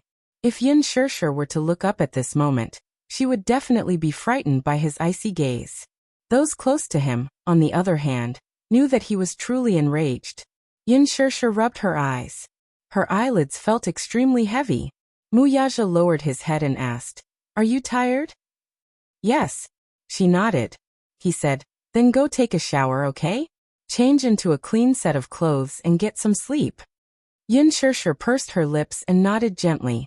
Thus he got up and carried her in his arms. He walked into the bathroom and placed her in the bathtub. The bathtub was already filled with water. He had already ordered someone to prepare it in advance. The temperature of the water was just right. It was neither too cold nor too hot. Yin Shirsher sank into the water. The refreshing temperature quickly enveloped her. Muyaja wanted to bathe for her. However, Yin Shirsher smiled and said, I'll do it myself. You'll do it yourself? He raised his eyebrows and seemed to be worried. Yin Shirsher smiled and said, I'll do it myself. Muyaja nodded and walked out of the bathroom. The first thing he did after walking out of the bathroom was to call Minyu on his cell phone. Minyu immediately reported to him, Boss, Li Dongliang is in the hospital now. I've already sent someone to keep an eye on him. Okay, keep an eye on him. Also, in the hotel suite, Minyu glanced at the father and daughter of the Kong Corporation sitting on the sofa. He held the phone and reported in a low voice, Mr. Kong and Miss Kong of the Kong Corporation are here to visit you. They're already waiting for you. Let them wait. I have something to ask them. Okay, I'll pass on the message. Muyaja hung up the phone, his handsome eyes narrowing in a calm and unruffled manner. Kong Qixian? Kong Xiaoqian, these two came at the right time. I have a debt to settle with them. He slowly walked to the window, took out a cigarette from the pack, lit it and slowly took a deep puff. A puff of smoke went down his throat and into his lungs. However, even with such a thick smoke, It was difficult to brush away the annoyance in his heart. All this time, there had never been a matter that could make him so anxious and uneasy, lose his sense of propriety, and lose his composure. However, at this moment, he had no choice but to force himself to remain calm. At the very least, he had to pretend to be calm in front of her. Otherwise, she would feel uneasy and nervous. The most important thing right now was to appease her emotions. After she calmed down and fell asleep, he would have the time to slowly settle this debt. In the bathroom, Yin Shirshir soaked her body with water. Then she picked up the shower ball, squeezed out some shower gel, and began to carefully wipe her body. However, when she saw the ghastly bloody scars all over her body, countless, densely packed wounds were scattered all over her body, especially on her fair and flawless skin. They were extremely eye-catching. When she saw the bruises all over her body, her eyes were like a revolving lantern. The scenes of Li Dongliang's violence against her kept flashing before her eyes. Oh my God, so dirty. So dirty.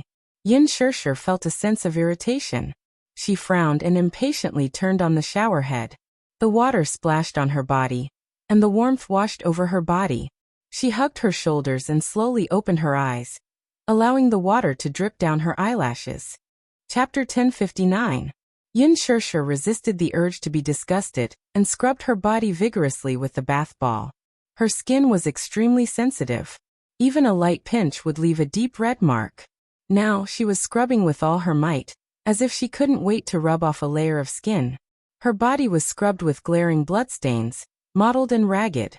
Looking from afar, it was truly a ghastly sight. In her mind, countless noises echoed in her ears. Ah, fine. Even if you're Muyaja's woman, I'll treat you as his woman. Today, I'll have a good taste of Muyaja's woman. You're just a plaything by his side. Do you think he likes you? A man like Muyaja is high and mighty. How can he fall in love with a woman like you? Do you think it's so easy to step into the Mu family? Believe it or not, even if I kill you, he won't even blink for you. Damn it. You don't know what's good for you.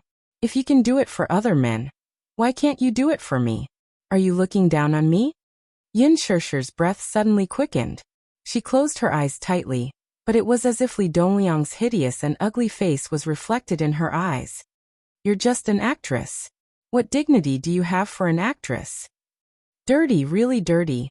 Yin Shirshir looked at the scattered hickeys, pinch marks, and those bruises. Just looking at those unsightly marks was enough to forcibly stuff those nightmarish scenes into her mind. Yin Shirshir, be with me.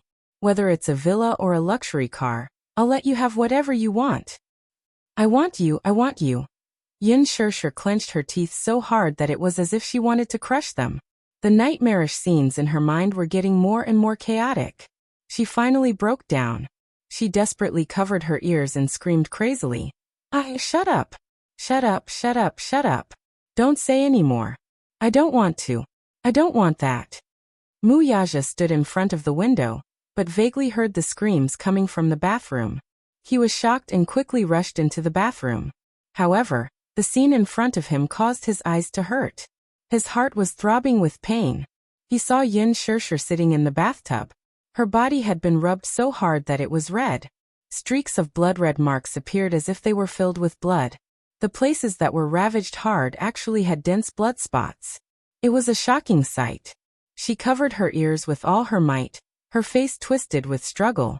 Then, she suddenly opened her blood-red eyes and began to rub her body even harder as if she had gone mad. The water stains on his body had long since dried. Without the lubrication of the water, a swollen, blood-red mark was left on his body. Muyaja rushed over and grabbed her wrist tightly to stop her. What are you doing? Are you crazy? I want to scrub it clean. I want to scrub those filthy things off my body. But I feel that I can't scrub it clean. It's so dirty, sob, sob, sob. So dirty. Yin Shirshir broke down and choked with sobs. Her eyes could not stop rolling. Chapter 1060. But it's so dirty. So dirty. What should I do? Yin Shirshir stared at him helplessly. I feel like I can't wash it clean. It's so dirty. Where is it dirty? Here, here, and here. Yin Shirshir pointed at the red marks on her shoulder, and then at her neck where Li Dongliang had kissed her. Here, here, it's all so dirty. As Yin Shirshir spoke, She wanted to break free from his grip and try to wash it clean again. Wuxia stopped her harshly, not allowing her to torture herself again. Stop rubbing. It's not dirty. As he said that, he suddenly leaned forward and pressed his thin lips on her shoulder. Like a dragonfly skimming the surface of the water, he lightly dotted it a few times, as if he was marking something. It's not dirty anymore, okay? Yin Shishir was stunned. Wuxia gently kissed her neck again. Bit by bit, he carefully kissed the area she had pointed out. It was as if he wanted to use his breath to cover the so-called filth that she had mentioned. It's not dirty here either. As he spoke, he kissed the red mark on her collarbone. Be good, okay? Yin Shishir was stunned. She sucked in a deep breath of cold air and slowly hugged his shoulders. Her emotions gradually calmed down because of his gentle coaxing. Wuxia took the shower ball from her hands and threw it aside. He took the towel and carefully wiped her body. Yin Shishir was a little embarrassed and immediately wanted to take the towel from him. Let me do it. Wuxia suddenly held her raised hand. He lowered his head and kissed her palm gently. Don't move. Be good. A warm feeling traveled from her fingertips to her heart, as if injecting warmth into her cold heart. Yin Shishir's expression softened. She stopped struggling and allowed him to carefully wipe her body. His movements were extremely gentle, as though he was afraid that he would hurt her. His movements were extremely light. Yin Shishir's shoulders trembled slightly. Because of his touch, her body became extremely sensitive. She hugged her knees and lowered her head, making it difficult to see the expression on her face. Wuxia couldn't help but ask, "What are you thinking about?" Wuxia. Yin Shishir slowly frowned. She wanted to say something but stopped herself. Wuxia smiled and kissed the side of her ear, comforting her. Don't think too much, be good. What if you came a little later? A trace of pain appeared in his eyes. She slowly placed her hand on the back of his hand. If I'm defiled by another man. Wuxia furrowed his brows and immediately interrupted her wild thoughts. I won't let that happen. After a pause, he stared at her and pursed his lips. I will protect you. Yin Shishir was stunned. However, in a certain aspect, she was extremely stubborn. Therefore, she still asked stubbornly, what if it happens one day? It was as if she was eager to find an answer. Yin Shishir stared at him, wanting to get an answer from him. Wuxia's thin lips moved slightly and said, if it really happens one day. Yin Shishir suddenly couldn't help but feel nervous. She stared at him, unwilling to let go of any expression on his face. She was so nervous that she felt a little suffocated. Chapter 1061. Remember, I'm your man. So I'll do my duty as a man. After a pause, he added, no matter what happens. No matter what the consequences were. As a man, he would take responsibility until the end. Yin Shishir's heart skipped a beat. Because of this reassuring answer, a gentle smile finally appeared on her pale face. Even the corners of her lips couldn't help but curl up. Woman, you have to remember. Wuxia turned her shoulders and moved closer to her face. The tips of their noses touched, and their breaths touched. The corners of his lips curled up gently. I'm very possessive, but the one I care about the most is you. Yin Shishir looked at him. The only one I care about is you. All along, he had been the supreme ruler of the Mu Empire. However, even though he had such a magnificent empire, he couldn't protect her. So everything had lost its meaning. Yin Shishir was stunned. Tears welled up in her eyes. Her heart was deeply touched. Hearing such words from his mouth was even more touching than those pretentious words of love. Wuxia was helpless. He reached out and covered her eyes. Warm tears soaked his palm. He intimately rubbed the tip of her nose and said unhappily, it's rare for me to say such emotional words. If you cry, I'll feel defeated. Yin Shishir didn't know whether to laugh or cry. It was already an hour later when they finished showering. He carried her to the chair and wiped her body. Then he took a big and soft towel and wiped her wet hair. Yin Shishir allowed him to serve her however he wanted. She even felt that she was like a child in his hands, and he was like a father who worried about every little thing, no matter how big or small. This man was quite strange. Sometimes he was as childish as a child. He was willful, overbearing and stubborn. Sometimes he was like a warm father. People couldn't help but yearn for him. Yin Shirshir raised her head to look at him, just in time to see his proud chin. His handsome face was flawless from all angles. Even if one were to look up from the bottom, under such a death angle, he was still so exquisite and perfect. Her lips curled up as she suddenly grabbed his collar and pulled him towards her. She gently kissed his lips. She kissed him passionately and gently. He held her face in his hands and gently kissed her pink lips. Yin Shirshir couldn't help but smile. She lowered her eyelashes and touched the tip of his nose. She gently breathed in his gentle breath, but her heart was incomparably calm. Mu Yaja dried her hair and carried her to the bed.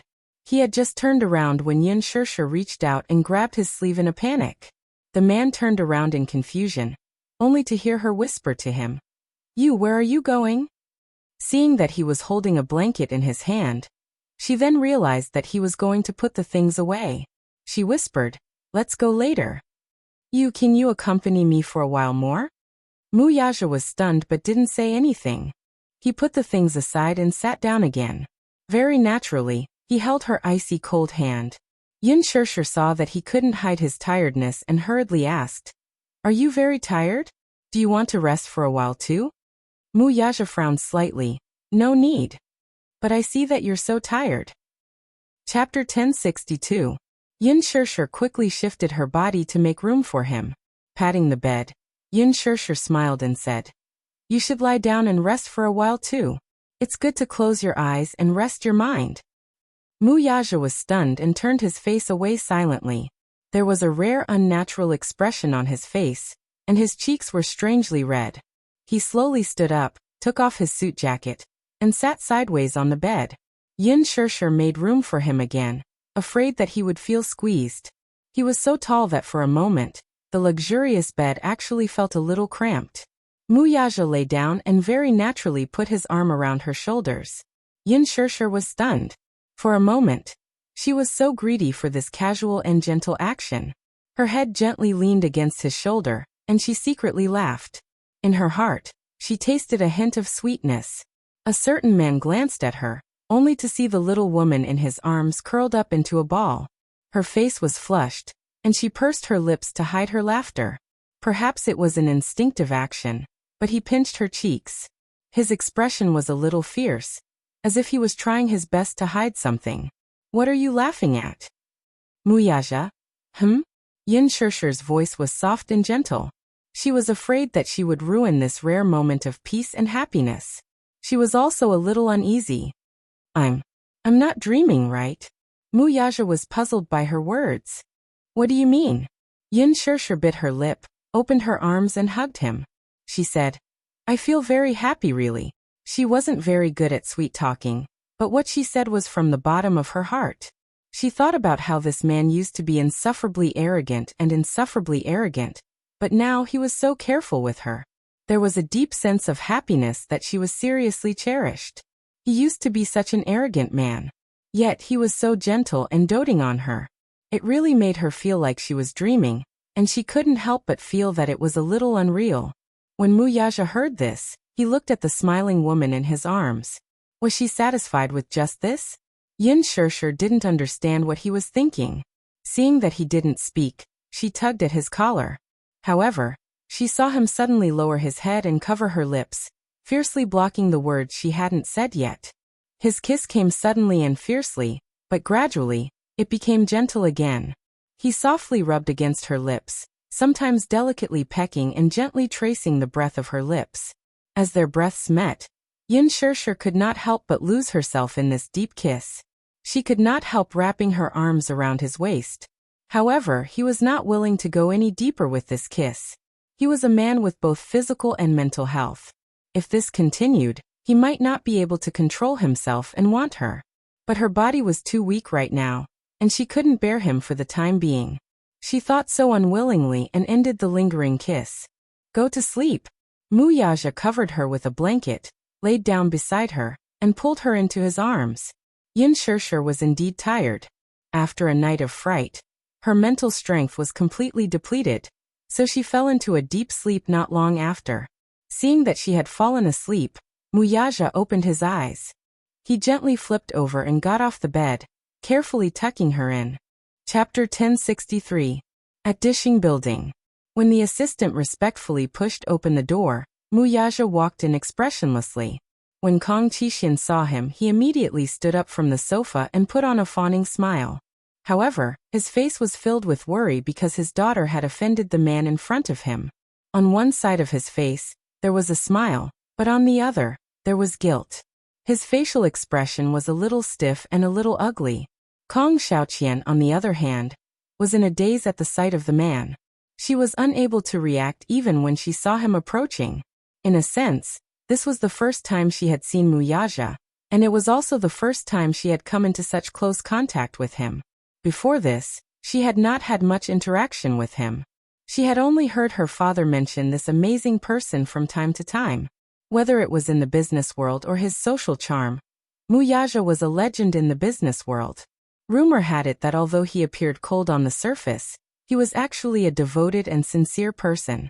Just from the fact that he had single-handedly made Yun Shishir famous, it was obvious. In the early years, when the CEO of the Mu Corporation was still Mu Sheng, the Mu Corporation was already hailed as a great financial group. However, Mu Yaja was even more scheming than old Master Mu. Under his leadership, the achievements of this business empire were even more eye-catching. There was no doubt that this was an extremely charming man, and he was also a man that many socialites and young ladies flocked to. But Kong Xiaoqian secretly gritted her teeth and looked at the handsome man in front of her. She could not help but clench her fists. Until now, she still could not believe that Yun Shishir was Mu Yaja's woman. She was even more unwilling to believe that Mu Yaja would not hesitate to acquire the Kong Corporation and destroy it for Yun Shishir. This surprised her very much.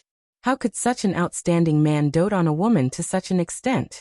Even when this man walked up to her and told her personally, she was still unwilling to believe it. In her heart, a strong sense of jealousy was constantly causing trouble. She had to admit that, in terms of looks, Yun Shishir was indeed one of the better ones. However, she was born in such a foul place like the entertainment industry. How could she be worthy of Mu Yaja? When she heard that this woman was Mu Yaja's woman, she almost laughed to tears. At that time, she had thought that Yun Shishir was delusional to think that she wanted to climb the social ladder.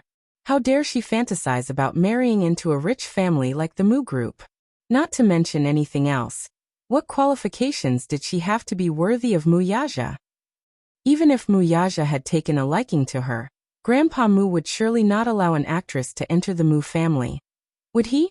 Because of this, it was precisely because she had no power or influence, a mere nobody, that she could be at ease to act. However, little did she know. Just now, she heard from her father that Yun Shishir's debut was made famous by Mu Yaja. It was obvious how important she was to him. And her actions this time were no different from rubbing the whiskers in a tiger's face and inviting trouble onto herself. This time, she might even implicate the entire Kong consortium. Chapter 1064. Kong Xiaoqian was shocked. She reacted quickly and stood up in a flurry. Even though she had been educated in social etiquette, she did not know what to do in front of such a domineering man. She was baptized by his icy cold gaze. She did not even know where to put her hands. She had to admit that this man's aura was too terrifying. It was too oppressive. His tall figure stood there for a long time, making the large reception room feel extremely oppressive. His icy cold gaze was undoubtedly a disguised attempt to kill and despise her. Mu Yaja stopped in his tracks and asked her coldly, "You are Kong Xiaoqian?" His voice was very low, and there was a hint of coldness in it. Kong Xiaoqian's heart shuddered when she heard that. She did not know how to answer. After all, she was his daughter. Kong Qixian saw her reaction and knew that his precious daughter was intimidated by Mu Yaja's aura. Hence, he hurriedly extended his hand and said politely, "Young Master Mu, I'm sorry to disturb you. Please forgive us for coming uninvited." Mu Yaja was a little displeased to be interrupted by him. He coldly glanced at him from the corner of his eyes, his icy gaze sizing him up from top to bottom. Finally, his gaze stopped at the hand he stretched out. His sharp eyebrows were somewhat disdainful and frivolous. His thin lips suddenly raised in an indifferent arc as he said in a lukewarm manner, "Did I ask you a question?" He did not intend to give Kong Qixian any face at all. Kong Qixian suddenly felt extremely awkward. His face was a little embarrassed, and his outstretched hand froze in midair. He did not know whether to retract it or not. After a long while he reluctantly withdrew his hand, feeling a little angry in his heart. He had taken the initiative to apologize and even extended his hand to please him. Yet he did not even want to shake his hand. It was as if it would dirty his hand. This Wuxia was very arrogant at such a young age. However, it was understandable that this man did have the right to be arrogant. Just based on his identity as the CEO of Mu Group, even if he were to embarrass him thousands of times, he would not be able to say anything against him. Wuxia laughed coldly and sneered. You also know that you came uninvited? Kong Qixian was stunned for a moment, and actually didn't know what to say all of a sudden. This kid really didn't leave them any face at all. He turned around and said coldly to Kong Xiaoqian, "It seems that you haven't answered my question." Kong Xiaoqian was stunned. She lowered her head and said in a trembling voice, "Young Master Mu, I'm sorry." Wuxia's face darkened as he snorted. Yes or no? Kong Xiaoqian was stunned for a moment, before realizing what he was asking. She quickly replied, I am Kong Xiaoqian, the head of Huanyu's Public Relations Department. Kong Xiaoqian. He read out her name word by word and scoffed. Nice name, but vicious heart. Kong Qixian, you raised a good daughter. His voice was so cold that it made people shudder. At that moment, Wuxia was looking at her with a piercing gaze. It was as if his gaze was poisonous, quietly eroding her skin. Chapter 1065. Even Kong Qixian, who had been through a lot in the business world, was a little frightened. He felt that Wuxia's gaze was too cold, so he quickly pulled Kong Xiaoqian behind him to protect her. He said tactfully, Young Master Mu, look, it's indeed my Qianer's fault in this matter. But you, please be magnanimous and don't stoop to her level. She's just a child. She's inexperienced, so she's naturally insensible. If she offended you in any way and offended Yin. Oh no, offended Miss Yin, I'll swallow my pride and apologize to you. But please don't take my Xiaoqian so seriously. I'm already so old, and I only have one precious daughter. Wuxia raised an eyebrow and abruptly turned around to stare at him. He said coldly, Shut up. Kong Qixian abruptly stopped talking, his complexion instantly becoming incomparably pale from shock. He was so angry that he laughed and retorted, Do you think your daughter is the only precious one? Then what about his woman? Could it be that if something happened to her, she would deserve to die? Kong Qixian was at a loss for words. However, he heard Wuxia say coldly, Get lost. No, young Master Mu. I beg you. I'm begging you on behalf of the 30,000 odd employees of the Kong Consortium. Please spare the Kong Consortium. Wuxia suddenly revealed a cruel and bloodthirsty smile and said unhurriedly, I'll naturally spare the Kong Consortium. But that doesn't mean I'll let you all off. Kong Xiaoqian suddenly pushed Kong Qixian away gently, and stood in front of him protectively. She mustered her courage and raised her head, forcing herself to meet his cold gaze. She said, This is all my fault. I was also the one who did this to Yin Shishir. It had nothing to do with my father at all. I also know that it's my fault. I failed to recognize your greatness, and offended the person I shouldn't have offended the most. I was the one who made a mistake. So, young Master Mu, please come at me if you have any grievances. Don't target my father and the Kong Consortium. I admit to this crime. His words were filled with righteousness, but he was unwilling to do so. Xiaoqian. Kong Qixian's heart ached. He reached out to pull Kong Xiaoqian behind him. However, she said stubbornly, Daddy, don't worry about me. I brought this upon myself. I can't implicate the Kong Consortium. Then she turned around and said firmly, Young Master Mu, I'll do whatever you want me to do. But please spare the Kong Consortium. How filial. Wuxia chuckled and suddenly reached out to grab her by the throat. However, his voice was emotionless like a ruthless demon. His words were bloodthirsty. What if I want you to as you? Kong Xiaoqian didn't expect this man to be so ruthless. She was shocked for a moment, and then her face turned red from suffocation. She frowned because she couldn't breathe properly. When Kong Qixian saw this, He was so frightened that he held his breath. He immediately rushed up and tried to pry Muyaja's hand away. However, he was old after all, and Muyaja had undergone professional training, so how could an ordinary person compare to him? Despite sweating profusely for a long time, his fingers were still tightly clasped and did not move at all. When Kang Qixuan saw his daughter's face turning paler and paler, he was secretly shocked. This man was really going to kill her. He was also shocked. Chapter 1066. He believed Muyaja was fully capable of doing so. However, she was still his daughter after all. No matter what Kang Xiaoqian had done, he could not just stand by and watch his daughter die without caring about his dignity. He knelt straight on the ground and kept kowtowing to Muyaja. Young Master Mu. Young Master Mu. I beg you. Please let my Xiaoqian off. Xiaoqian is still young and insensible. If she gets into trouble, it'll be my responsibility. Bam. Bam. Bam. He kowtowed again and again until his head hit the hard and cold marble floor with a resounding thud. However, Muyaja did not even look at him with an indifferent expression on his face. Kang Qixuan was getting more and more anxious. He crawled over on his knees and grabbed Muyaja's straight pants. Tears streamed down his face as he said, Young Master Mu, I only have one daughter, Xiaoqian. I beg you, please let Xiaoqian off. I beg you. I beg you. Muyaja narrowed his eyes slightly and glanced at Kang Qixuan, who was crying hysterically from the corner of his eye. He loosened his grip slightly and frowned. He lowered his eyelashes slightly and suddenly flung Kang Xiaoqian aside. Kang Qixuan was overjoyed. He rushed over to his daughter in a panic and helped her up. He asked repeatedly, Xiaoqian, Xiaoqian. How are you, Xiaoqian? Are you all right? Kang Xiaoqian was still coughing nonstop as she gasped for fresh air. However, due to the excessive shock, her lips were trembling violently, and her eyes were brimming with tears. In the blink of an eye, they rolled down her cheeks.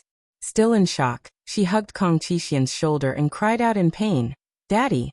This man was simply too terrifying. He was really as cold-blooded and ruthless as the rumors said. Kang Qixuan, if this is how you teach your daughter, you're really a terrible father. Muyaja turned around and looked down at them. He sneered and said, Don't think I'll let the Kang consortium off just like that. I'll let you know that no one can bully my Muyaja's woman. Kang Qixuan nodded repeatedly. Right now, be it the East Bay Project, the Kang consortium, or anything else, it was no longer important. He knew that Muyaja was already being magnanimous. He was more or less being humane. If it was in the past, if she angered this man, the consequences would be unimaginable. She would only end up in hell. And just now, he had already given them some face. Without the Kang consortium, he could still rebuild it. But without his daughter, he would have nothing left. Scram. Muyaja turned around. Don't let me see you again. Yes, yes. Kang Qixuan and Kang Xiaoqian helped each other up. Kang Xiaoqian looked at Muyaja with lingering fear before leaving the room with Kang Qixuan. At the same time, something happened on the other side. On the other hand, Li Dongliang learned from his secretary that Yin Shishir had been bailed out by a big shot. Wasn't it the director who personally escorted her to the car? This news made him so angry, he nearly jumped out of his bed. Chapter 1067. Not only did this hurt him, but he had already arranged everything. He had contacted his lawyer and the court and arranged everything in secret. He had even drafted 2 power of attorney to sue Shangyu. He was just waiting to teach this ungrateful brat a lesson. However, his secretary told him on the phone that this brat had been bailed out with a huge sum of money. This time, Li Dongliang was so angry that he blew his beard and glared. In this capital city, right under his nose, there was actually someone who openly took someone away from his hands. In a moment of anger, he was so angry that he almost flew into a rage. He didn't think much about it and immediately scolded, Damn it! What the F***ck did you do for me? I wanted to teach Yin Shishir a lesson, but you guys did it for me. Do you still want to work for me? He didn't know who had bailed that brat out. Most importantly, the person that he wanted to teach a lesson to was taken away without any news. That so-called big shot didn't say anything either. They really didn't take him seriously. In the capital, his status was very high and he had a strong backing. Who was it that dared to take her away right under his nose and didn't even bother to say a word? They didn't take him seriously at all. It would be strange if he didn't fly into a rage. The secretary was shocked by his angry roar and almost cried. She replied in a trembling voice, Boss, this isn't something that we can control. Someone is bailing out the girl, so we can't do anything about it. I heard from the bureau chief that the person who bailed him out was a person of high status, and he didn't dare to offend him. Therefore, he let her go without a second word. He told me to tell you not to worry too much about that brat, and don't spend too much effort on her. The person behind her isn't someone you can afford to offend. Li Dongliang's eyes widened and he shouted, What? What do you mean by not someone I can afford to offend? I dare say that in the capital, there's no one that I, Li Dongliang, can't afford to offend. The secretary was so shocked that she shrank her shoulders and quickly explained herself. I really don't know. I've already arranged everything. The judge, the lawyer. I also received the news not long ago, so I called you immediately. I heard that it's a big shot, so. Li Dongliang hung up the phone angrily. He didn't think much and personally called the bureau chief. The moment the call connected, he shouted loudly, Bureau Chief Qian, what's going on? Where's the person I want? Bureau Chief Qian had just finished a meeting and was frustrated. Once he heard Li Dongliang's voice, the anger in his heart. Mother asterisk Kerr. This is simply F asterisk Ket up. Speaking of their relationship, there was a layer of connection between them. They rarely met each other. It was purely because of that person's face that they agreed to work for Li Dongliang. They did not have much of a friendship before. Speaking of Li Dongliang, Bureau Chief Qian was still angry in his heart. It was because he had caused so much trouble for him that day. Chapter 1068. It was fine if Li Dongliang wanted to teach someone a lesson. It wasn't a big deal, and he could still intervene.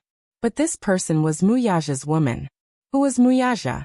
That was the crown prince with an extraordinary background in the capital. Even those in the underworld in the capital had to respect him to some extent. They couldn't wait to worship him, not to mention a mere bureau chief.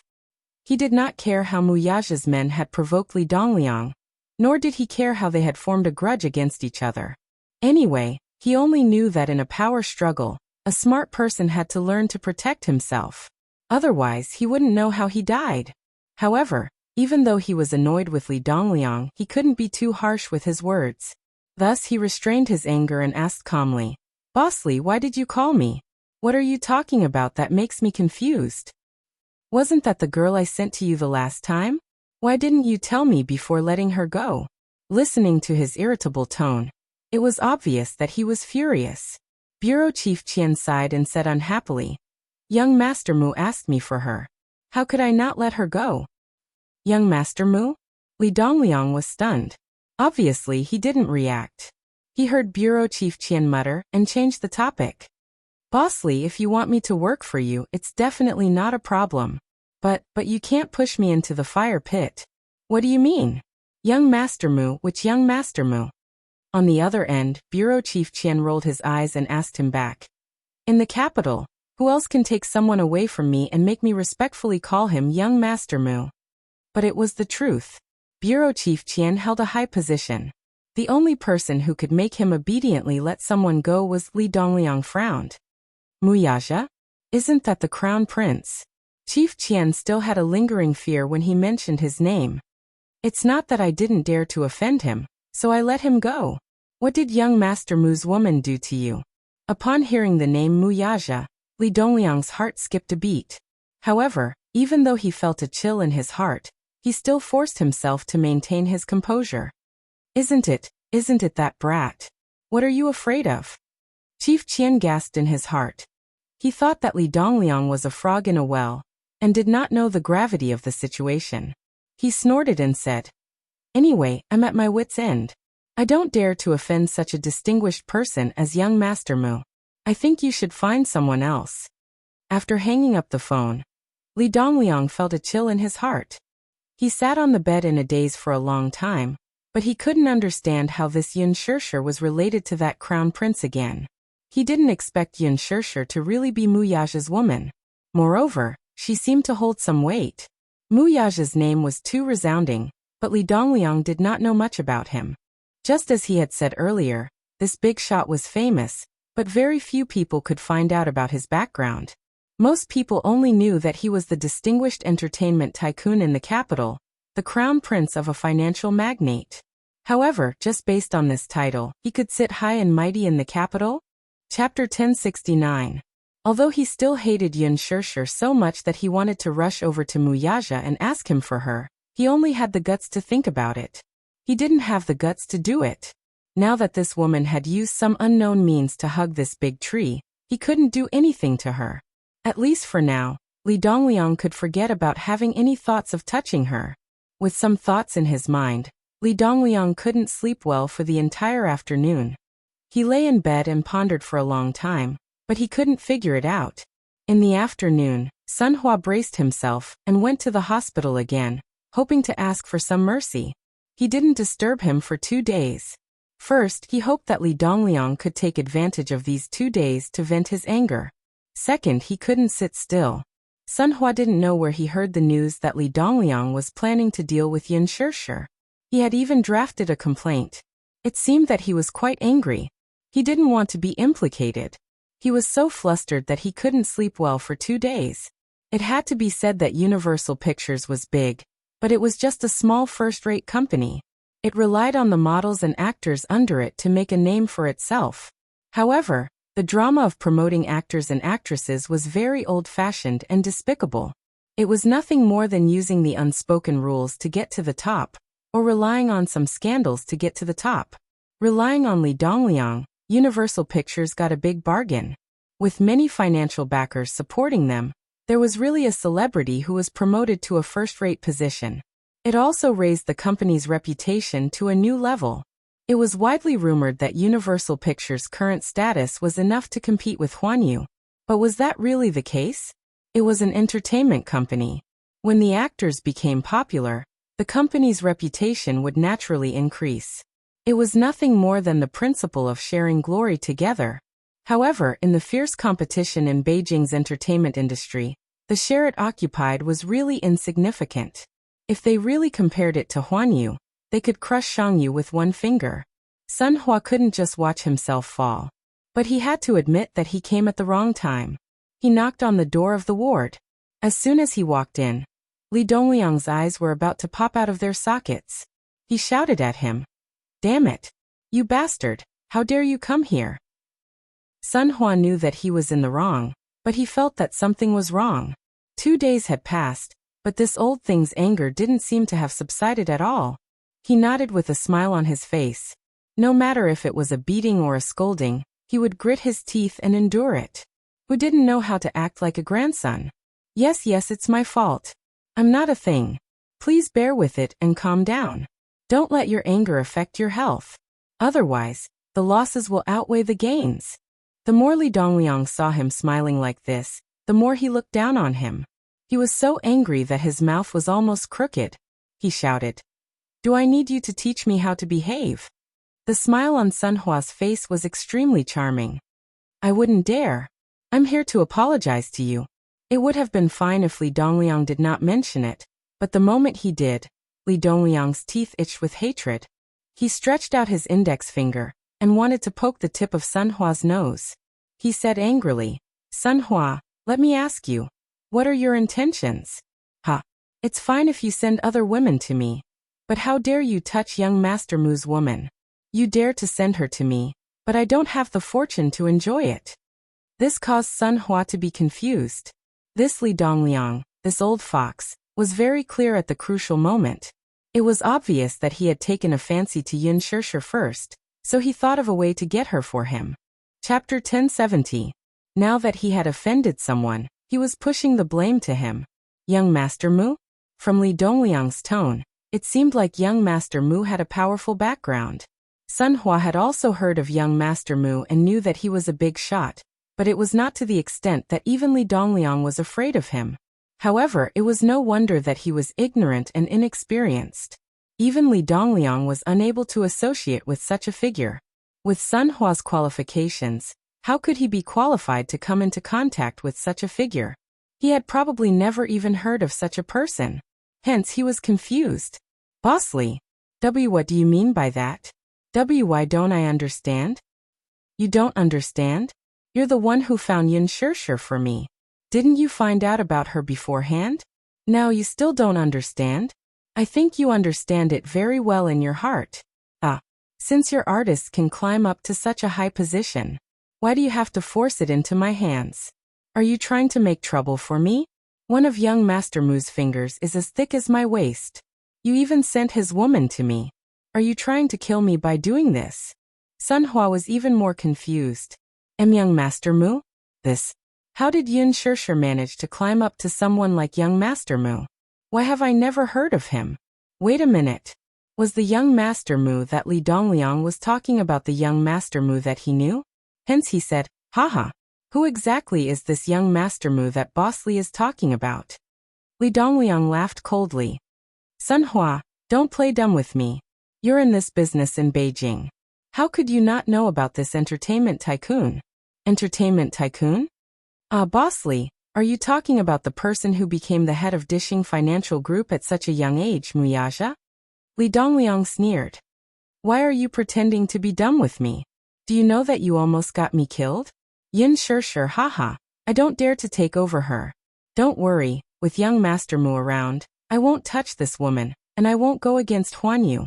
Pausing for a moment, his tone suddenly turned dark and cold. But Sun Hua, I'll never let you off the hook for the rest of my life. Sun Hua still wanted to explain, but Li Dongliang rolled his eyes and mercilessly kicked him out of the ward. He really couldn't understand. Why was Yin Shirshir getting involved with that guy again? Speaking of Li Dongliang, this old thing, he changed his attitude so quickly. Sun Hua scolded him harshly in his heart. Only then did he straighten his collar and leave the ward. Naturally, he had to investigate this matter thoroughly. The night was cold, and in the blink of an eye, it was already late at night. When Mu Yaja returned, he saw a painting of a living beauty. He specially brought the two little fellows over. Yu did not receive any news from Yin Shirshir the entire night, and was worried sick. Of course, Mu Yaja was tight-lipped about what had happened last night. He only said that Yin Shirshir had slept over at his place. Yu sulked. Why didn't Mommy tell him that she was coming home late? He was so worried that he couldn't sleep well last night. In fact, Mushi had run to Yin Shirshir's house and pressed the doorbell, but no one answered. It was because she had knocked on the wrong door. She had pressed the doorbell of Jun Mo's house. Jun Mo was filming a fashion show overseas, so no one was home. The night was too dark, and Yin Shirshir's house was the same as Jun Mo's, so she had mistaken the door. This was a big mistake. Chapter 1071. Yin Shirshir Yi's villa wasn't for sale yet. Mu Yaja's villa was undoubtedly the best in the area. It was designed in a classical garden style, and was extremely beautiful. It was Xiao Yichen's first time here. As soon as he stepped into the villa, his little face was filled with amazement. He dragged Yu around for a tour. Yu was reluctant. He missed Yin Shirshir, but he couldn't resist Xiao Yichen's coaxing and pestering. He handed the cooked porridge to Mu Yaja. This is the porridge I cooked for Mommy. You must feed it to Mommy personally. After he finished speaking, he was dragged to the back garden by Xiao Yichen. In the bedroom, there was only an extremely dim wall lamp that was lit. Yin Shirshir was lying on the sofa quietly. She curled up into a small ball on the huge bed and hugged the pillow. Her breathing was light and gentle. She seemed to be extremely tired and was in a deep sleep. She didn't even realize that she was awake when he came close to her. She seemed to have woken up. She had changed into a snow-white cotton sweater. The simple design was a little loose, but it made her look even slimmer and smaller. She was curled up in a corner of the bed. She looked like a furry Persian cat. She was especially cute and tempting to be petted. Her face was still breathtakingly beautiful even though she was in a light sleep. Her fair and smooth skin looked as if it could be broken with a flick of a finger. Looking at her thin green eyebrows, it was like a natural drawing. Her eyes were lightly closed, and her thick and long eyelashes were slightly trembling. With just a glance, her entire small face was like a meticulously drawn ink painting. Especially under the contrast of the retro lighting, it looked even more beautiful than before. One side of the bed was slightly sunken. Mu Yaja sat down and lowered his head to look at her. At this moment, Her shoulders were moving up and down slightly with her even breathing. In the dim light, her small mouth opened and closed slightly. Although it wasn't moisturized, her lips were extremely moist. They were red and delicate and cute. She seemed to be dreaming of something as she pursed her lips unconsciously. Such a casual action was quite bewitching. It was as if she was silently inviting him to do something. Before he came back, he had just left the Vanity Fair and experienced a conflict of interests. He was already in a bad mood. However, seeing this woman eased his tense and gloomy mood. At least he didn't feel so frustrated anymore. Reaching out his hand, his slender fingers gently caressed her lips. His icy cold fingertips traced along her captivating red lips. The warmth from his fingertips made his heart skip a beat. She had actually aroused his desire just like that. That small mouth that seemed to be slightly open made people want to take a bite out of it and taste the sweetness of it. In fact, he put it into action and did it. Wuxia slowly lowered his head. His large palm cupped that pretty and tender face and accurately sucked on her lips. The tip of his tongue licked her lips heavily. While she was unconscious, he invaded her lips and wantonly engulfed her in a sweet maze. The fragrance was so beautiful that he couldn't help but feel a little lost. Their charming and gentle breaths were so intimate that it couldn't be any more intimate. In the dream, she seemed to be aware of his aggressive actions and groaned in dissatisfaction. Chapter 1072. He almost couldn't control himself. He couldn't wait to take her directly and mercilessly take off all the clothes on her body. Then he entered her fiercely and wildly, wantonly admiring the rosy red on her face. He didn't know why, but he suddenly remembered that night 7 years ago. It was a carefree and unrestrained night. His ears seemed to vaguely echo with her heavy breathing and that sexy and coquettish moan. It had to be said that her voice was extremely beautiful, especially on the bed. That voice almost turned him into a beast and swallowed her alive. This kiss was even more uncontrollable. The man's tall body pressed down on her body. Coupled with such a deep and passionate kiss, she suddenly woke up from her dream. Yin Shirshir opened her eyes in a daze and felt the slightly heavy weight on her body. After a moment of confusion, she seemed to be a little confused from sleep and couldn't figure out where she was. However, when she gradually regained her consciousness, she suddenly opened her eyes. It didn't matter if she didn't open her eyes. The moment she opened her eyes, she saw that handsome face close by and felt that ambiguous and hot breath on her lips. She suddenly reacted. "You're back." Wuxia made an N sound and pressed down on her body, but was unwilling to get up. Yin Shirshir coquettishly moved away from him. Wherever his breath passed, the pores on her skin couldn't help but shrink. Her hands subconsciously pushed his shoulders, but suddenly he lazily raised his eyes. Under the shadows, those deep black pupils were endless. His long and narrow eyes were slightly narrowed, and the bottom of his eyes was dyed with a few traces of dark desire. The desire hidden in the depths of his eyes was already indescribable. They were so close to each other that she could feel a slight change in his body. Wuxia, Yin Shirshir was embarrassed and angry. This man, how could he be so energetic? "Get up. Get up. You're hurting me," she muttered. Wuxia curled his lips and fiercely pushed down the dark desire in his lower abdomen. He kissed the corner of her lips, and only then was he willing to get up. Yin Shirshir suddenly thought of something and asked nervously, "Wuxia, will I go to jail?" Wuxia cast a sidelong glance at her and poked her head with his slender fingers. "What are you thinking about all day long in that little head of yours?" I'm scared." Wuxia glared at her. "You know how to be scared too." He thought that she was not afraid of anything at all. He didn't expect that there would be times when she was scared. Yin Shirshir took a while to react. Sensing the anger in his words, she lowered her head uneasily. However, from his tone, her worries seemed unnecessary. Thus, she brushed away the uneasiness in her heart. However, from the corner of her eye, she saw that Wuxia's face was a little fierce. She fidgeted again like a child who had done something wrong. She lowered her head and said, "I was wrong." Wuxia harumphed coldly. "What did you do wrong?" Yin Shirshir pouted. "Is that kind of dinner party something you should go to?" I don't know. How would I know these things?" She didn't know, but he knew the unspoken rules of Vanity Fair very well. In this era of material desires, there was no such thing as a pure transaction in business. Wuxia still couldn't help but scold her softly. You're usually so weird. Why are you being bullied when you're outside? Usually in front of him, she couldn't be taken advantage of at all. Chapter 1073. Seeing this, Yin Shishir also felt a little guilty. She said meekly, Wuxia, I'm sorry. Wuxia's hand paused for a moment. He saw her helplessly clutching the blanket like a child who had done something wrong. Her eyes were red, and tears were about to fall. Her little mouth was slightly pursed, and she looked pitiful. If anyone saw this, they would think that he was the one who had bullied her. He narrowed his eyes helplessly and suppressed the nameless anger in his heart. Suddenly he sighed and said, I don't want your apology. Yin Shishir was at a loss for words. She did not know what to say. Could it be that he was angry at her? But she did not want to.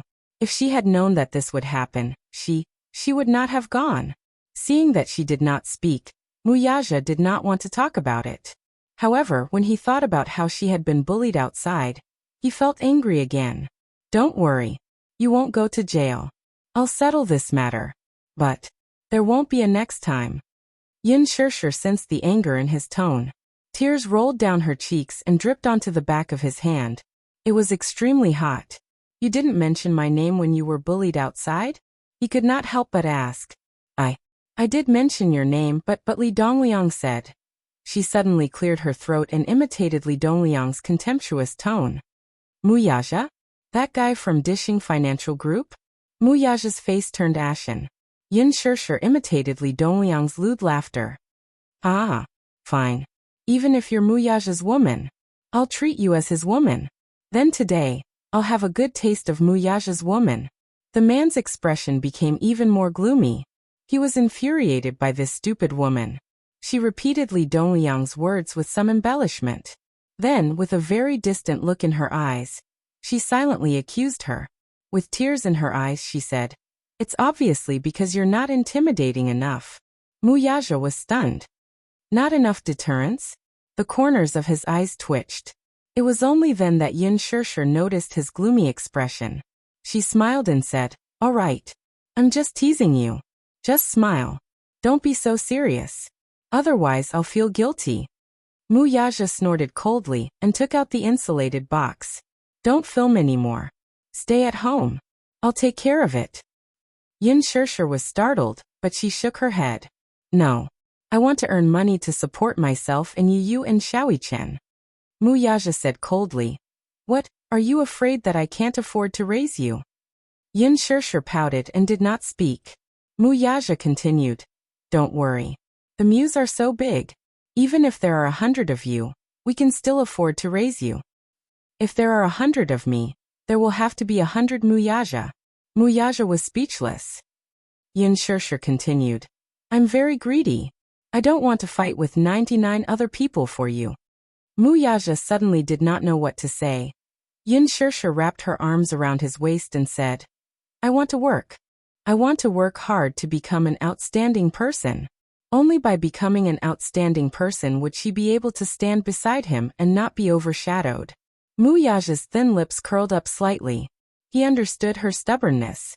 Hence, he did not take a hard stance on this matter. Have some porridge. He placed the pillow behind her back and held the spoon. He scooped a spoonful of porridge and brought it to her lips. Chapter 1074. As if to cooperate, Yin Shishir's stomach rumbled a little. Well, she didn't eat much at the dinner party yesterday, and after a whole night, she was starving now. However, when she looked down and saw that it was vegetarian porridge, her appetite was halved. Only porridge. Only porridge.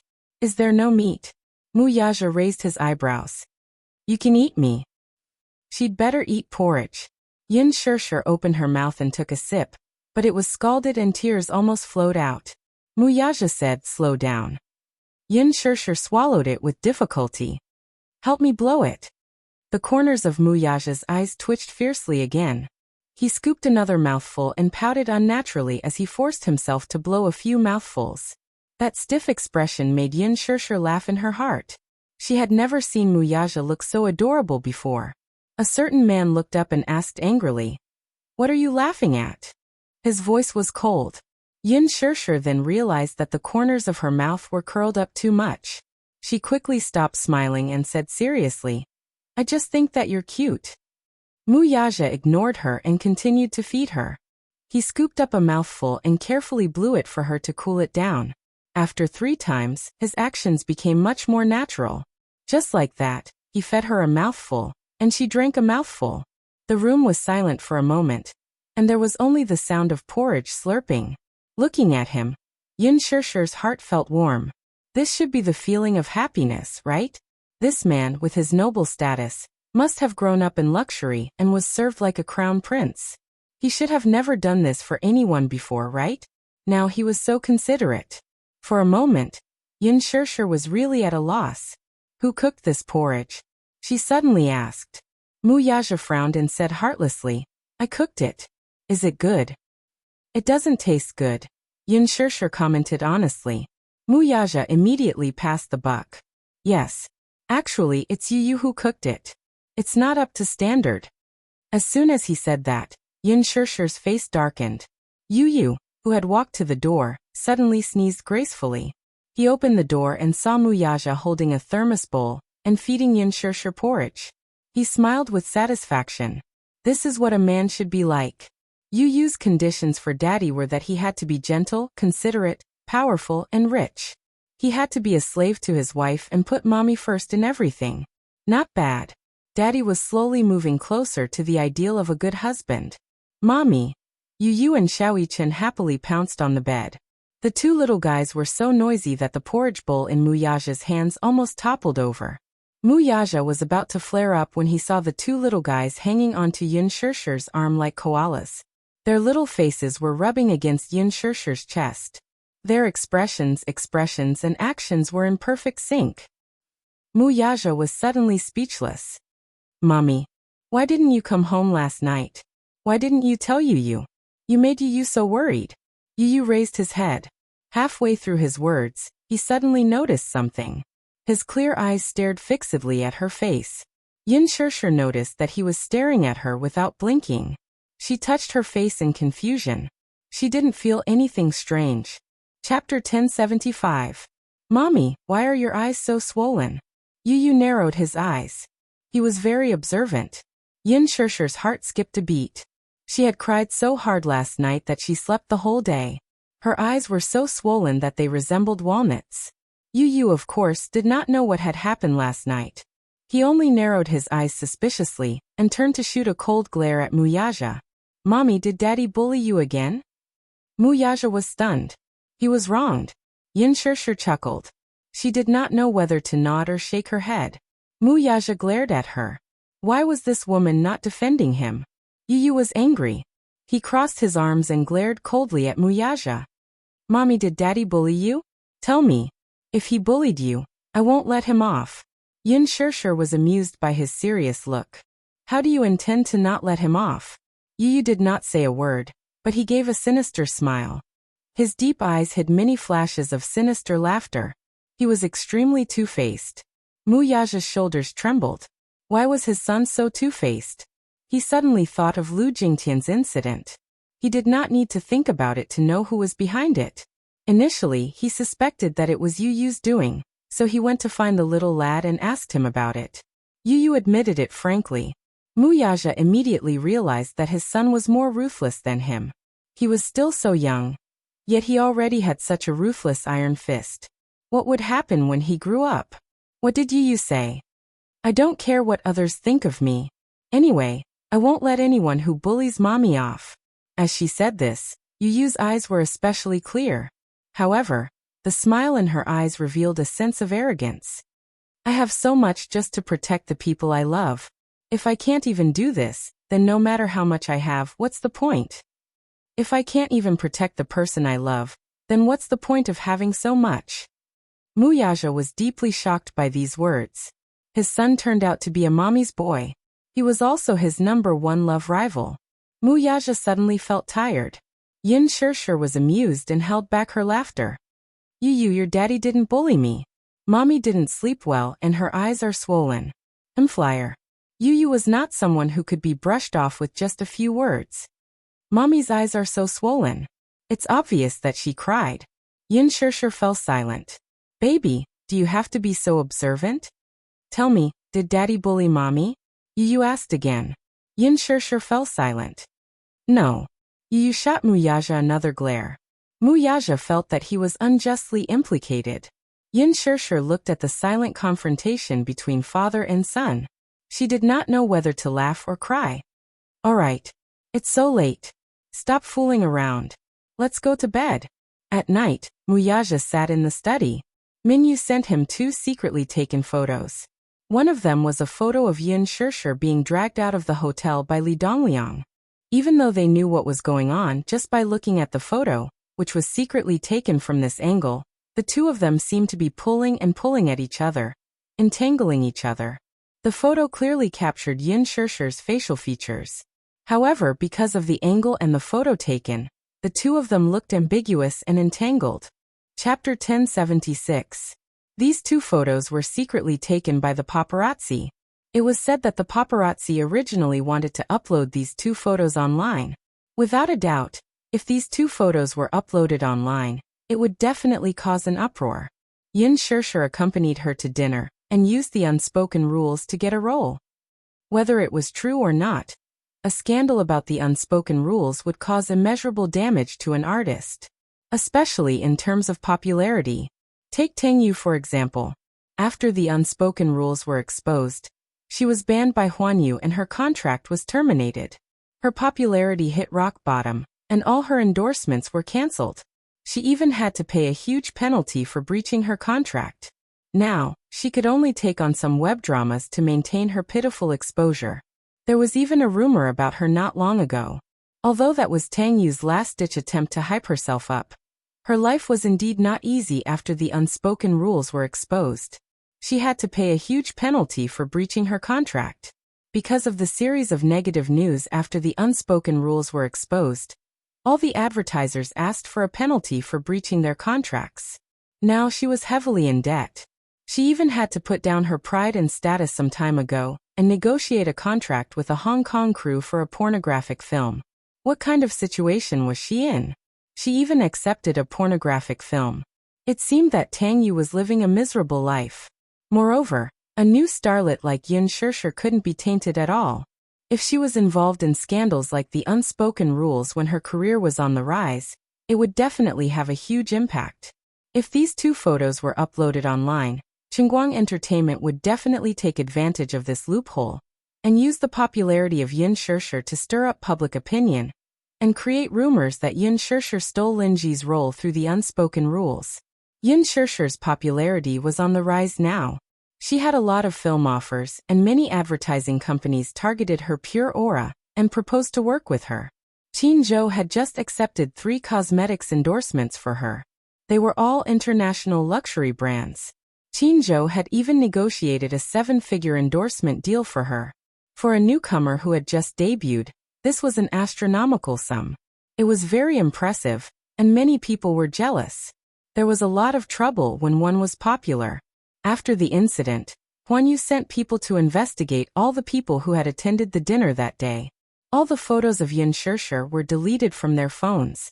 However, there were still fish that escaped the net. The reporter was just about to upload the photos he had secretly taken online.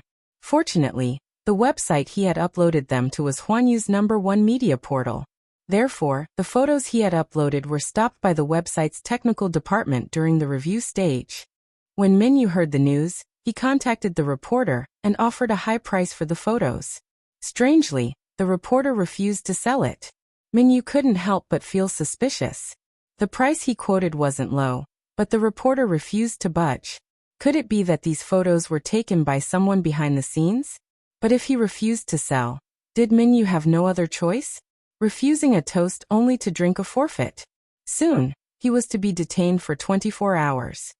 During this period, Minyu used some tricks to get him to submit. He handed over the negatives and signed the agreement. Only then did Minyu let him go. As soon as the reporter was released, he called his financial backer and said that Huan Yu had sent people to confiscate his camera and negatives. Chapter 1077. The reporter felt very aggrieved. He had received a hefty reward, But she had also taken the photos, had she not? Huan Yu had offered a high price to buy them out. The price was even several times higher than the reward given to him by his sugar daddy. It was already very generous of him not to sell them. As for the photos and negatives being confiscated, that was something he could not do anything about. Huan Yu was supporting Yin Shishir, and they would eliminate any public opinion that was slightly unfavorable to her. He had suffered a lot in the police station and could not take it anymore, so he gave in. The sugar daddy could not take it anymore. This was a classic case of losing the bait and losing the bait. He hung up the phone angrily. However, this was all for another day. Mu Yaja looked at the two photos and pondered for a moment. To be safe, he ordered Minyu to destroy both photos and negatives to prevent them from leaking out. Minyu immediately did as he was told. Boss, Li Dongliang will be discharged the day after tomorrow. What do you plan to do? Keep a close eye on him. Okay. On the other end, Song residence. When Song Enya learned that the photos had been confiscated by Huan Yu, she threw her phone to the ground in exasperation and sat on the sofa with a furious expression. Song Yunxi, who was beside her, saw her exasperated look and could not help but tease. What's wrong? Who made my precious sister angry again? Who else could it be? Is it that Yin Shishir again? Song Yunxi's expression changed and suddenly sank. Song Enya snorted and did not comment. Song Yunxi pondered for a moment, but this time he did not stand on her side blindly. Instead he said lightly, is it because of Uncle Mu again? Enya, I don't want to nag you, but you should give up on him. Why? Brother, why are you siding with an outsider? Why are you speaking up for an outsider? Song Enya stood up agitatedly and glared at him angrily. Song Yunxi said disapprovingly, I just want you to give up on Uncle Mu. I have no intention of helping an outsider. Besides, you're my sister. I can't wait to dote on you. How can I bear to let you be bullied? Brother, Song Enya said unhappily. That Yin Shishir is so annoying. If I can, I really want to make her disappear from this world completely. Song Yunxi was shocked. She immediately covered her mouth and glared at her. Are you crazy? How could such words be spoken so carelessly? Mom and Dad are here. If they hear you, you'll be in big trouble. That's the truth. Song Enya refused to admit it. Who asked her to be so shameless as to snatch Brother Mu from me? You only talk about Brother Mu all day long. I don't know what's so good about him that you miss him so much. Song Yunxi's words sounded sour. Song Enya gloomily replied, Brother, do you know? This Yin Shishir was really despicable. Huan Yu was so supportive of her, yet she still shamelessly went to a dinner party. Wasn't this the unspoken rule? The paparazzi secretly took photos of her and her dinner party, but they were confiscated by Huan Yu. Yin Shishir is just a small artiste. Why does Brother Mu spoil her so much? She even had a meal with the big boss. It's obvious that she's betraying Brother Mu. Doesn't he care? Song Yunxi raised an eyebrow. Things may not be what you see. Then what is it? Song Enya sneered. There's a saying that goes, what you hear is false, but seeing is believing. The photos were clearly taken. Does this Yin Shishir still want to deny it? Chapter 1078. She had hired the paparazzi to secretly take photos of Yin Shishir. Originally, she wanted to catch some of her scandals and release them to the public. It would be best if Brother Mu could see this woman's dirty face clearly. However, when she finally got her hands on the photos, Huan Yu actually deleted them. It was even possible that Brother Mu had secretly instructed them to do so. How could she not be angry? She was simply about to die from anger. No, she was about to go crazy from anger. Just as Song Enya was about to go crazy, Song Yunxi said lightly from the side, Stop clinging on to Yin Shishir. What? Song Enya suspected that she had heard wrongly. Was her brother speaking up for Yin Shishir? Actually, to put it bluntly, you're just indignant. Enya, it's not that I want to nag at you, but stop pestering Uncle Mu. It's impossible for you and him to be together. Song Yunxi looked at her calmly and said this. Why? Song Enya almost screamed out loud. Because, Song Enya suddenly said fiercely, Don't say any nonsense that refutes ethics. I'm not listening. Song Yunxi was stunned.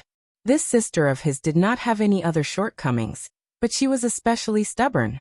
She would never listen to others. However, she heard Song Inya say disdainfully, "Why is it impossible for Brother Mu and me? Aren't we just cousins? What's wrong with that? Foreign laws allow cousins to marry. Only the older generation in the country thinks that this is incest."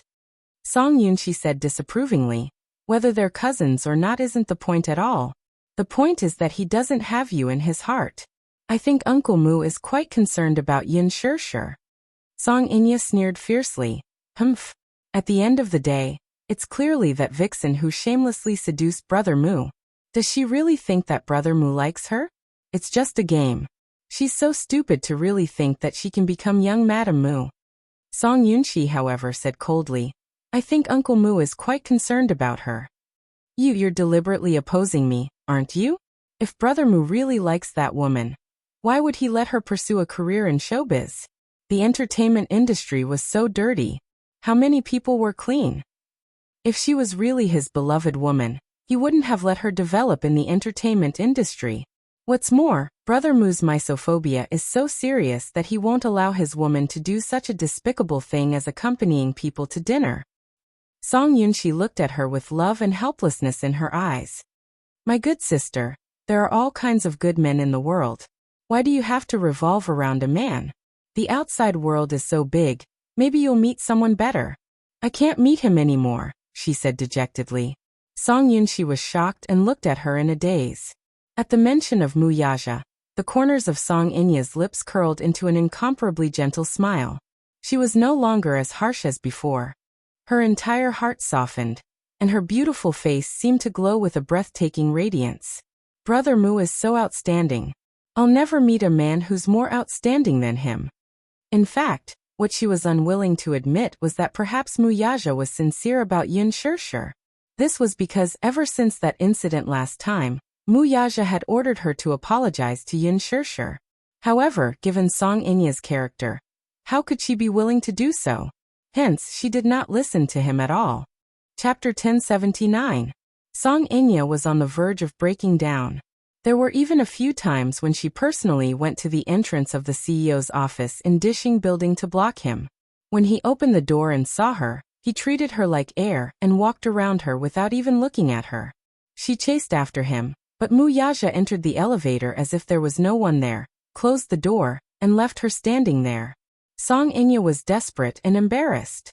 Did she really have to apologize to Yin Shirshir personally before he would forgive her? Would he only talk to her? How could he be so cruel? How could he force her to such a state for a woman?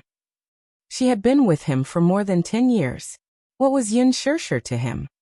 Could it be that her many years of relationship with Brother Mu could not compare to Yin Shirshir? Was Brother Mu willing to use all means to protect Yin Shirshir? It would be hypocritical to say that she was not jealous. In fact, Song Inya was so jealous of Yin Shirshir that she could die. At the thought of how the man, whom she could only dream of, doted on her so much, her heart burned with jealousy. It was extremely unbearable. Song Inya said, "Yin Shirshir isn't sincere to Brother Mu. She's with Brother Mu only because she has her eyes on his net worth of billions. Brother Mu, think about it. Brother Mu is the only heir of the Mu group. In the future, he'll be the head of the Mu family. Just based on this point alone, many women would flock to Brother Mu." "Oh, is that so?" Song Yunshi expressed some doubts. In fact, although he did not know much about Yin Shirshir, he had met her once before. When he saw Yin Shirshir, her eyes were extremely clear. His eyes were very clear, without any impurities.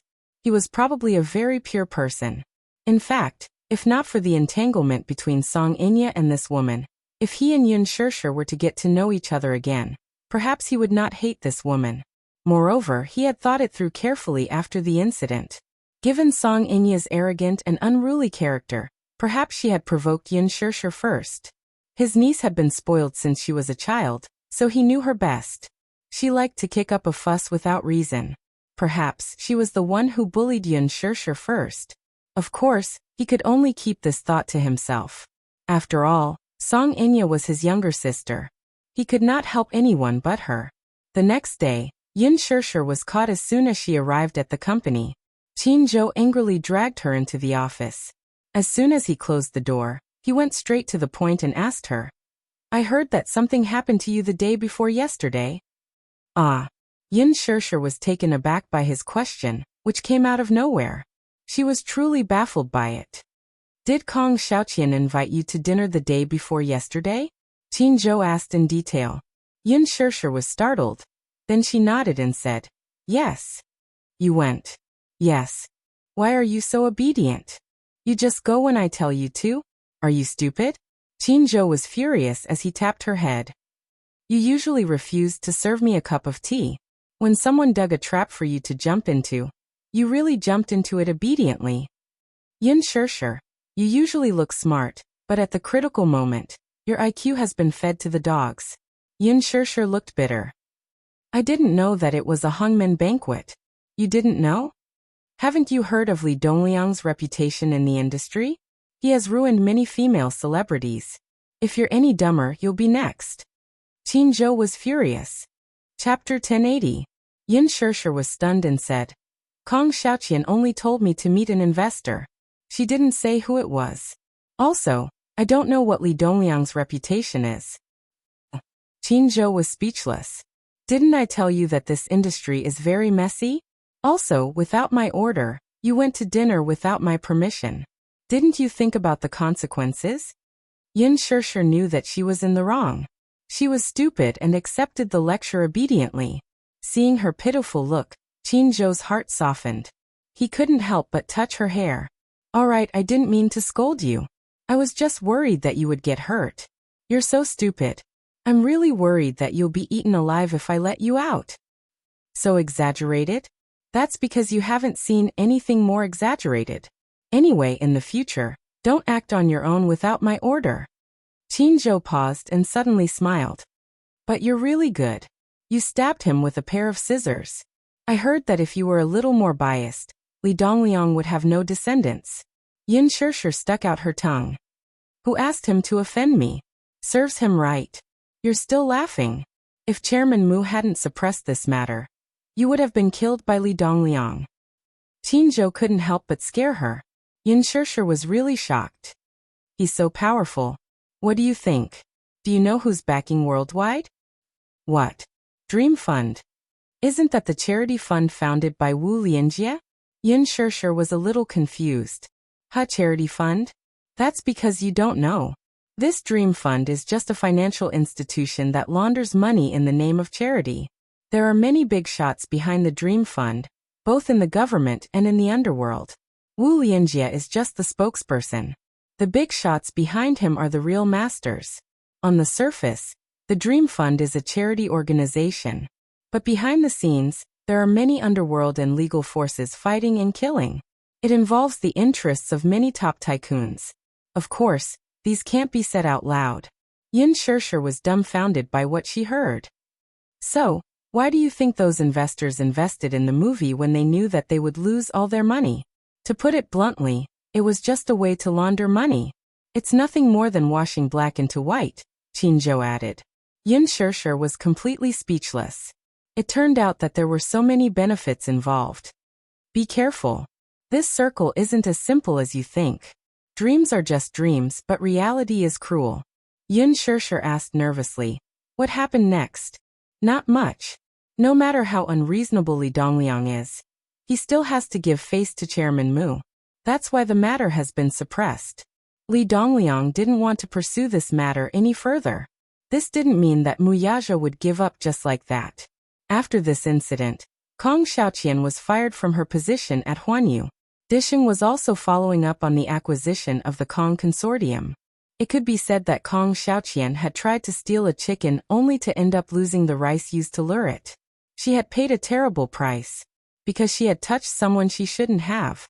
Of course, you're lucky to have profited from a disaster.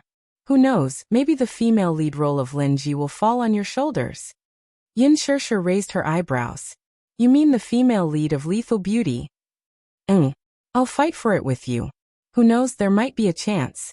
Qin Zhou looked very excited. However, Yin Shirsher suddenly poured cold water on him. "Forget it. Since Lin Ji has already been decided internally, There's no need to fight for anything. Chapter 1081. Why? Are you stupid? I'm giving you this role for free. Don't you want it? No, I don't want it. I want to play the second female lead. I've read the script carefully. Qin Chengel is a tragic character. It's quite interesting. It should be a good role to hone my acting skills. Qin Zhou rolled his eyes. Yin Shishir smiled and said frankly, I like challenging roles. Qin Zhou did not know whether to laugh or cry. You don't want to play a good role, and you want to play a villain? Do you know that this role is a typical evil supporting female lead? It's not a good role. Are you sure you want to play it? It's rare to find a challenging role. Just let me play it. Yin Shishir winked at him.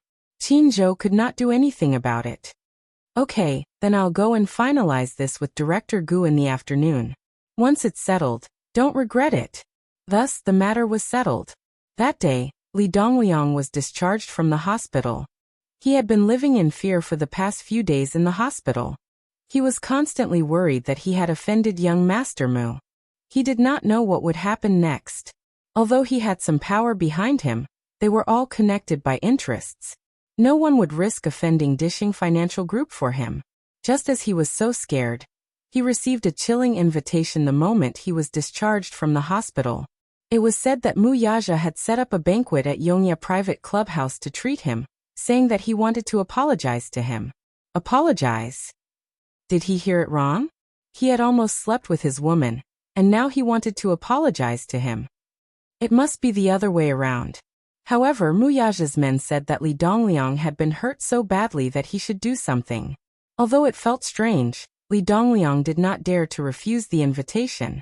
How would he dare to refuse Mu Yaja? Thus he hurried to the banquet. As soon as he arrived at the private room, he found that the original cast who had attended the banquet that day were all there. A few of them were famous producers, and a few were investors. Even Sun Hua was there.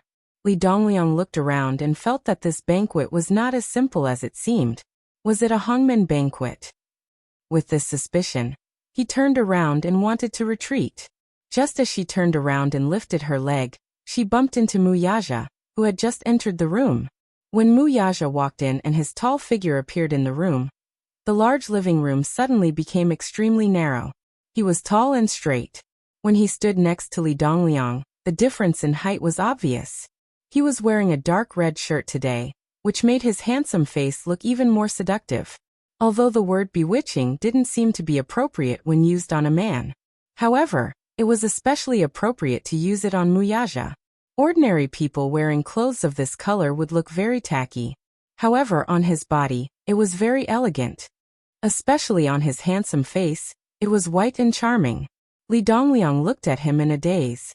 This was his first time meeting such a distinguished person like Mu Yaja. When he thought about what had happened a few days ago, he felt an inexplicable sigh in his heart. When Mu Yaja saw him, a sly smile appeared on his cold face. His good-looking eyebrows raised slightly. What's wrong? You're leaving? Mu. Chairman Mu. You're here. I was wondering if I should go to the door to welcome you. Li Dongliang explained, breaking out in cold sweat. Mu Yaja smiled coldly. Haha, there's no need. You're injured. Sit down first. Chapter 1082. Minyu, who was standing next to Mu Yaja, could not help but snicker. Minyu's eyes lit up at the thought of the upcoming show. He was a little excited. Mu Yaja glanced at him coldly from the corner of his eyes. Minyu immediately calmed himself down and returned to his expressionless face. As Mu Yaja sat down at the table, everyone looked at each other. They felt that the atmosphere was particularly solemn, and they were very cautious. In the past, when the show started, there would be all kinds of chatter. However, now that Mu Yaja was there, these people were unbelievably quiet. No one dared to be the first to speak. Mu Yaja ordered a bottle of Chateau Lafite. He looked around and a devilish smile appeared on his handsome face. Why aren't you talking? Young Master Mu, why are you suddenly hosting a banquet today? An investor at the side asked carefully. I invited all of you to come and play a game.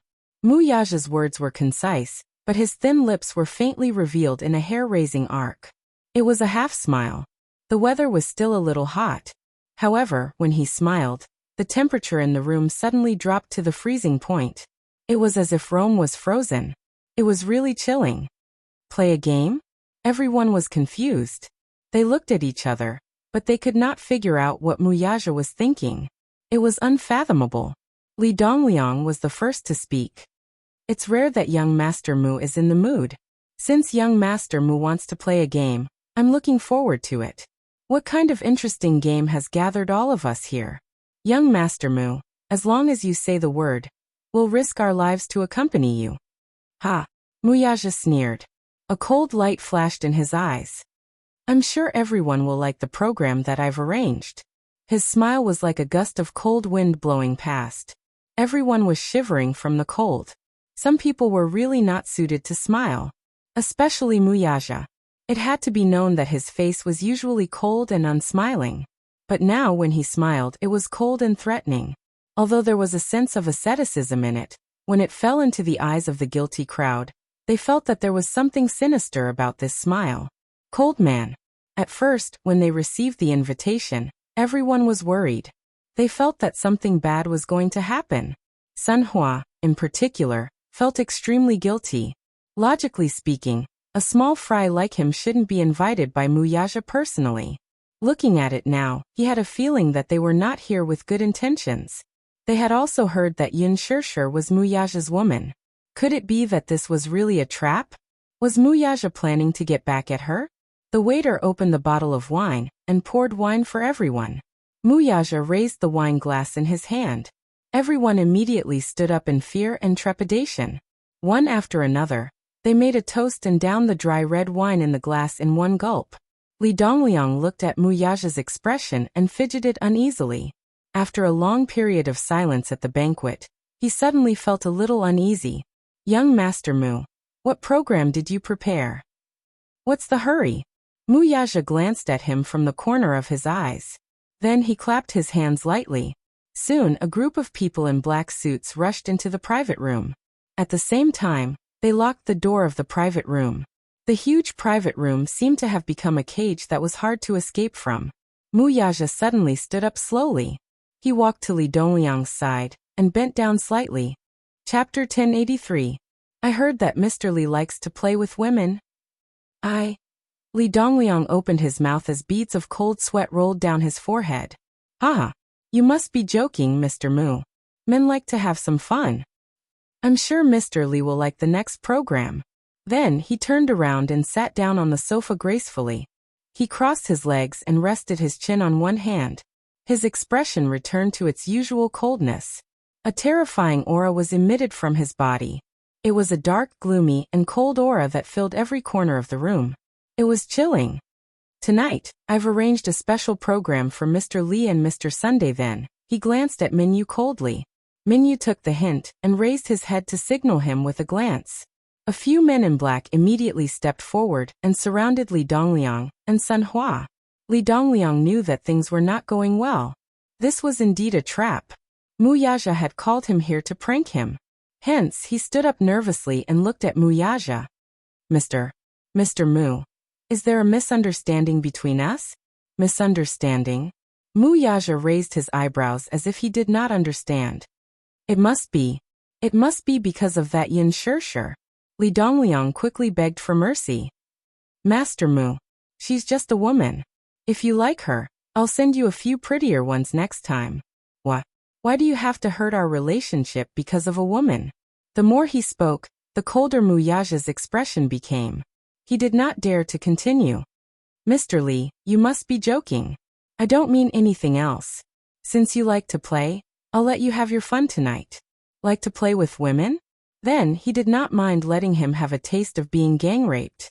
As soon as he finished speaking, the men in black tied up Li Dongliang and Sun Hua's hands and feet. Then, the two men were handcuffed and hung on the wall with their feet in the air. Li Dongliang and Sun Hua's faces turned pale. They had no idea what was going on. Hanging from the wall, the handcuffs tightened around his wrists. It was so painful that he felt like his joints were about to dislocate. This was especially true for Sun Hua. His body was fat, and he was at a disadvantage. Hanging like this, his feet left the ground, and he cried out in pain. Chairman Mu, What do you mean? What are they planning to do? The man in black behind them pulled down their pants with a swoosh. With his white buttocks exposed to the air, Li Dongliang was extremely embarrassed. He did not know what Mu Yaja was trying to do to make them like this. Chairman Mu, what do you mean? If I've done anything wrong, you can just point it out. You don't have to do this to us, right? Li Dongliang and Sun Hua were in a sorry state after their pants were taken off. Everyone wanted to laugh, but because Mu Yaja was present, they had no choice but to hold back their laughter.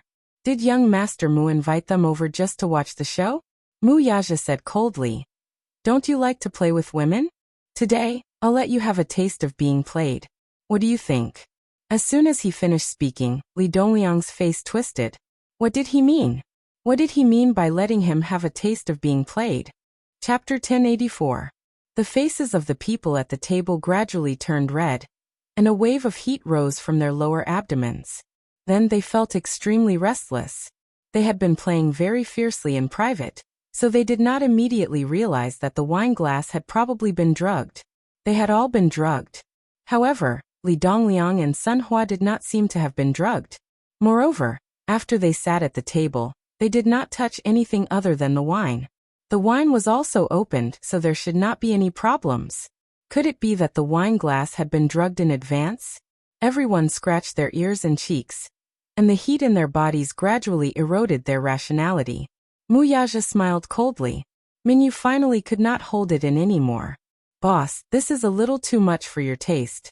This was clearly to make Li Dongliang and Sun Hua suffer a fate worse than death. The group of people stood up uneasily and wanted to escape. However, as soon as they reached the door, they were kicked back by the men in black who surrounded the door. An investor came over on his knees and begged for mercy. Young Master Mu, what game are you trying to play? Ouch. Spare me. Spare me, please. This matter has nothing to do with me. It has something to do with you. Mu Yaja raised his handsome eyebrows slightly and leaned back slightly, his kingly aura suddenly appearing. Then young Master Mu, what are you trying to do? Play. Mu Yaja said curtly. At the side, Minyu said, you guys take turns with them. As soon as he said that, the men sitting at the table were all stunned. What did this mean? Did Mu Yaja mean to take turns with Li Dongliang and Sun Hua? But if it was a woman, then so be it. Li Dongliang and Sun Hua were burly old men, and they did not have such heavy tastes. One of the producers cried bitterly. Young Master Mu, you can't do this. Even if you want to take turns, you should at least give us a few women, right? We can't get hard with men. That's why I gave you a little boost, Minyu said with a sly smile. Everyone was stunned. When they looked at Li Dongliang and Sun Hua who were hanging, they almost vomited. Minyu snickered. The boss really had a bad sense of humor. He could even think of such a method. Master Mu, please let me go. I was wrong, I really know I was wrong. Please don't torture me like this. Li Dongliang cried and begged for mercy. Sun Hua, who was at the side, was being hung up. He was out of breath, and his hand was about to be broken. How could he be in the mood to speak? A producer knelt at Mu Yaja's feet. He had played with many women, but it wasn't as if he had never played with men. But what kind of man was she playing with? If it wasn't a nightclub boy, then it would be a skinny and fair-skinned teenager in the circle. It was too disgusting for him to sleep with old lackeys like Li Dongliang and Sun Hua. He really couldn't do it. Chairman Mu, I'm begging you. Don't torture me like this. Mu Yaja coldly kicked him aside. I never repeat my words twice. Turn them all over, or else none of them will be able to walk out of this room. As his cold voice fell, the group of people broke out in cold sweat and trembled. Chapter 1085. At this moment, he was actually glad that he had taken drugs. Otherwise, how could he fight against such an old lackey? However, the pitiful thing was that even though he had taken drugs, he immediately wilted when he touched Li Dongliang. The corner of Minyu's mouth twitched. He could not hold it in anymore. This time, these people would be left with quite a bit of psychological trauma. When the producer finally got on the stage, he heard Li Dongliang howl like a pig being slaughtered.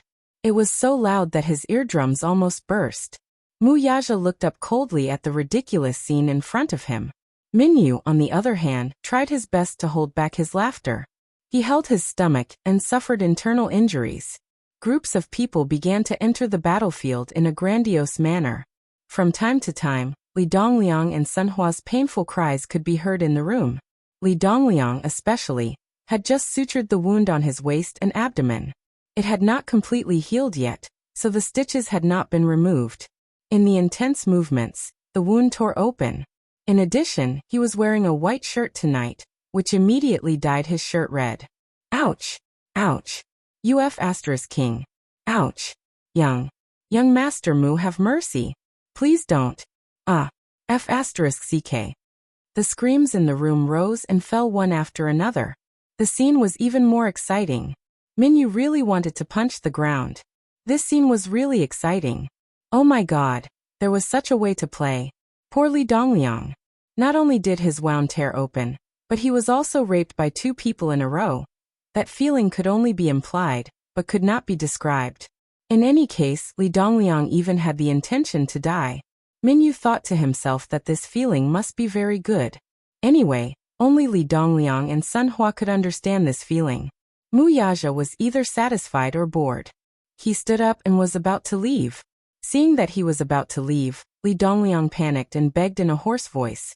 Young Master Mu, have mercy. I can't play like this anymore. If this continues, I'll definitely die. Then please go to hell. Mu Yaja said expressionlessly and walked to the door. Li Dongliang panicked.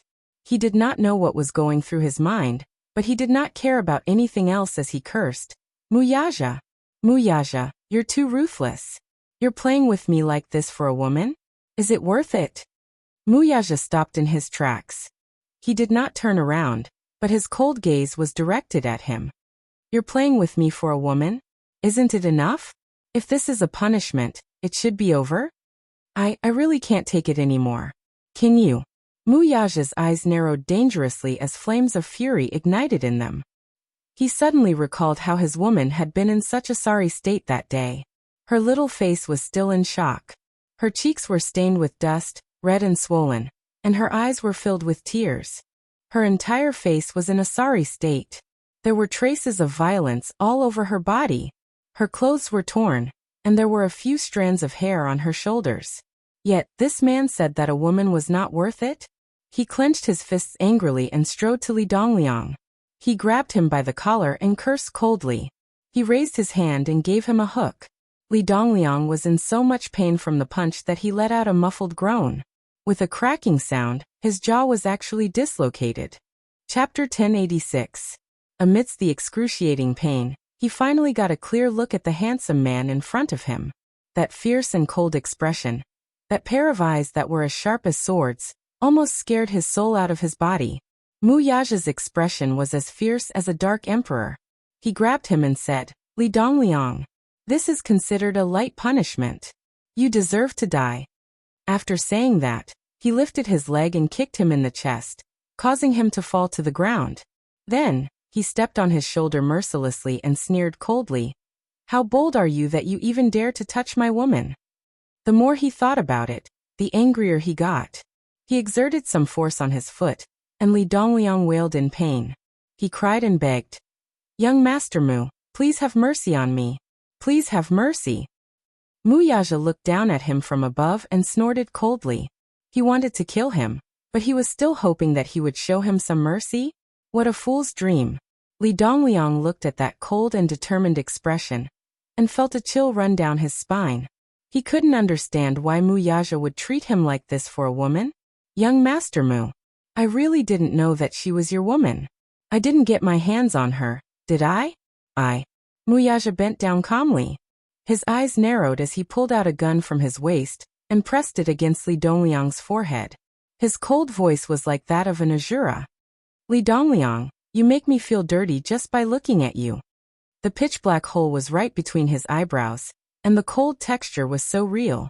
The man pulled the safety off coldly. It was like a note of death, pressing on Li Dongliang's heartstrings. Li Dongliang was scared out of his wits. A gun. Oh my god, this man was carrying a gun with him. He didn't have time to think. He was scared out of his wits as he looked at Mu Yaja fearfully. In the face of death, he tore off all his disguises. This man finally revealed his ugly nature. He pleaded with tears and snot. "Young Master Mu, what did I say wrong? Just pretend you didn't hear it. Don't kill me. Don't kill me. Don't." He carefully looked at Mu Yaja's expression, afraid that Mu Yaja would shoot him if he didn't like it. In extreme shock, he shuddered and lost control of his bladder. Mu Yaja's lips turned cold as he watched the man's ugly behavior. Just as his finger was about to pull the trigger, Minyu grabbed his hand. "Boss, calm down." Mu Yaja was stunned. Then he took a deep breath and put the gun away. These were troubled times. It was better to avoid trouble. Mu Yaja coldly stated, "You're not allowed to leave until you're done with your turn tonight." Minyu's lips twitched. Mu Yaja gave him a sideways glance. "Why don't you do it?" Of Min. How disgusting. If he was forced to do it with them, he might be traumatized and have erectile dysfunction from fear. Endly. What was left was the official start. As for what happened next, it was needless to say. Anyway, it was very, very tragic. The next day, Li Dongliang was sent to the hospital again. Of course, Sun Hua was with him. Sun Hua was also very miserable. According to the doctor, it was very, very tragic. This was probably the most serious injury to the anus he had seen in his many years of medical practice. Chapter 1087. How was there a word to describe it? He was insane. Anyway, that poor doctor didn't eat that day. He couldn't eat. Disgusting. This incident even made the headlines on a certain media website. 2 men took part in lewd party and were gang raped by more than 10 people. However, this was a story for another day. When Mu Yaja returned home, it was already very late. He walked into the bedroom and glanced at the bed. Yin Shirshir was lying on her side, and had already fallen asleep. He walked to the bedside and sat down. He raised his hand and slowly caressed her jade-like face. He lowered his head and kissed her on the lips. At first, he only planned to kiss her lightly, like a dragonfly skimming the water. However, once he touched this soft beauty, it was somewhat difficult to stop. This woman was like a beautiful poppy. Just a light taste and he would fall into this irresistible drug addiction. His lower abdomen tightened. He frowned slightly and looked at her sleeping face. He didn't want to disturb her like this. Hence, he got up and went into the bathroom, intending to take a cold shower. He heard the sound of tiptoeing footsteps. Hearing the sudden sound, Mu Yaja turned around and glanced over. He saw that Yin Shirshir had entered the bathroom and was standing at the door. She slowly leaned against the door and closed it. "You're back." His voice was muffled, weary, and slightly hoarse as if he hadn't woken up yet. Did I wake you up?" Yin Shirshir rubbed her eyes and nodded. She seemed to be complaining that he had made too much noise. "Why are you back so late?" She opened her hazy eyes. Mu Yaja continued what he was doing and took off his clothes. He said lightly, "I had something to do at the company." "Oh." Yin Shirshir leaned against the door. When she saw that he had turned around, she felt a little suffocated. She was standing not far away from him. She could see his slender, strong body at a glance. She thought that, other than his godlike looks, this man still had the capital to charm women. Just that sexy backline alone was enough to make her feel a little helpless and suffocated. She could only watch as the clear water flowed down the sexy lines of his back. Then she looked at his well-defined long arms. Every movement of his was filled with the unique strength and beauty of a man. Especially those slender legs, they were comparable to a model's. The hot mist swept over like a soft veil, shrouding the entire bathroom. Yin Shirshir suddenly took a step forward and walked behind him. His heart beat faster and faster. Gradually, the sound of his heart beating like thunder could be heard in his ears. Bang, bang, bang. In this already stuffy and narrow space, it became increasingly difficult to breathe. She slowly walked behind him. Without making a sound, she raised her arms and wrapped them around his waist. Under the shower head, the warm water drenched her inner garments. Her originally milky white undergarments were drenched by the water and became translucent, tightly clinging to her body. Her exquisite and graceful figure stood out like this. She had just been woken up by his kiss. She could clearly feel that the man's breathing was getting tighter and tighter. but he held it back. She understood that he felt sorry for her and couldn't bear to wake her up. Yin Shirshir tasted a trace of sweetness in her heart from being carefully cared for. Hence she hugged him even tighter. Chapter 1088. Mu Yaja turned around in a daze and lowered his head, only to see the woman getting closer to him. Her head was leaning on his body and her face was deeply buried in his chest. Her silky hair was already drenched and hung down on her shoulders, making her look even more beautiful. The man's figure was extremely tall and straight while she seemed to only reach his chest. Standing next to him, she seemed to be too delicate. Her entire delicate body softly stuck to his body and her arms wrapped tighter and tighter around him. In the midst of the splashing water, there were warm tears and dense water droplets. She gently kissed his chest. Soft and dense kisses pecked down, lingering on his well-defined chest, and her little hands slowly moved along his back. This kind of unintentional and inexperienced action easily stirred up his extinguished desire again. The man's breathing gradually became tight and heavy. Her initiative was something he was happy to see. Thus, as he thought of this, his deep eyes were once again tainted with a bit of heat. His hands suddenly clasped her shoulders tightly and pushed her lightly, pressing her heavily against the smooth wall. Yin Shirshir raised her head in a daze. That pair of bewitching eyes were slightly dazed at this moment, and her eyes were slightly red. Her eyes were the typical peach blossom eyes and her eyelids were suffused with a beautiful pink color. Her amber eyes looked a little misty and even the tip of her nose was a little red. She looked really lovable. The man's extraordinarily handsome face was reflected in her eyes. In the hazy mist, he was as handsome as a god and had a unique charm. He was a natural-born overlord. God had blessed him with a handsome face, a wealthy family background, and amazing innate talent. But time had given him something deeper. The cold porcelain face pressed against her back and pressed against his fiery body. It was like ice and fire at the same time. The world seemed to be spinning and the dizziness became more and more intense. A dry heat floated up to her cheeks and her ears were ringing. Other than the sound of splashing water, she seemed to be unable to hear anything else. Following that, she watched as his handsome face seductively closed in. His gaze was focused and the tip of his nose touched hers. He lowered his head and covered her lips with a fiery kiss. The tip of his tongue hooked in and pried open her lips. The domineering deep kiss greedily sucked in her sweetness and inexperience. It was a night of sexual intercourse. This man's energy was really too strong. He pressed her down 3 times until she weakly collapsed on the pillow. Only then did he end this affair. Although she was asleep, but his arms were still tightly locked in her embrace. Such a possessive action did not allow her to struggle at all. The distance between them was so close and the tip of her nose was lingering with his steady breath. But she was a little unable to sleep. After nearly an entire night of madness, she was exhausted and her physical strength was somewhat overdrawn. But she couldn't sleep. Her eyelids were heavy and her limbs stiff as lead. However, her mind was unusually clear. In her heart, she was inexplicably worried about her gains and losses. One day, happiness suddenly came, but she couldn't help but be afraid. When she opened her eyes again, her world had become her alone again. She slightly turned her body, her back facing the man. When she lowered her head, she could see his muscular arms. Chapter 1089. In her hazy sleepiness, it seemed like someone was rubbing her waist, and it also seemed like someone was kissing her gently. His slightly warm thin lips were gently kissing her lips, but she was so sleepy that she couldn't open her eyes. She could only subconsciously resist, until she felt the strange feeling breaking into her body, slowly and rhythmically, sprinting step by step, deeply occupying her. And her body subconsciously obeyed and catered to it.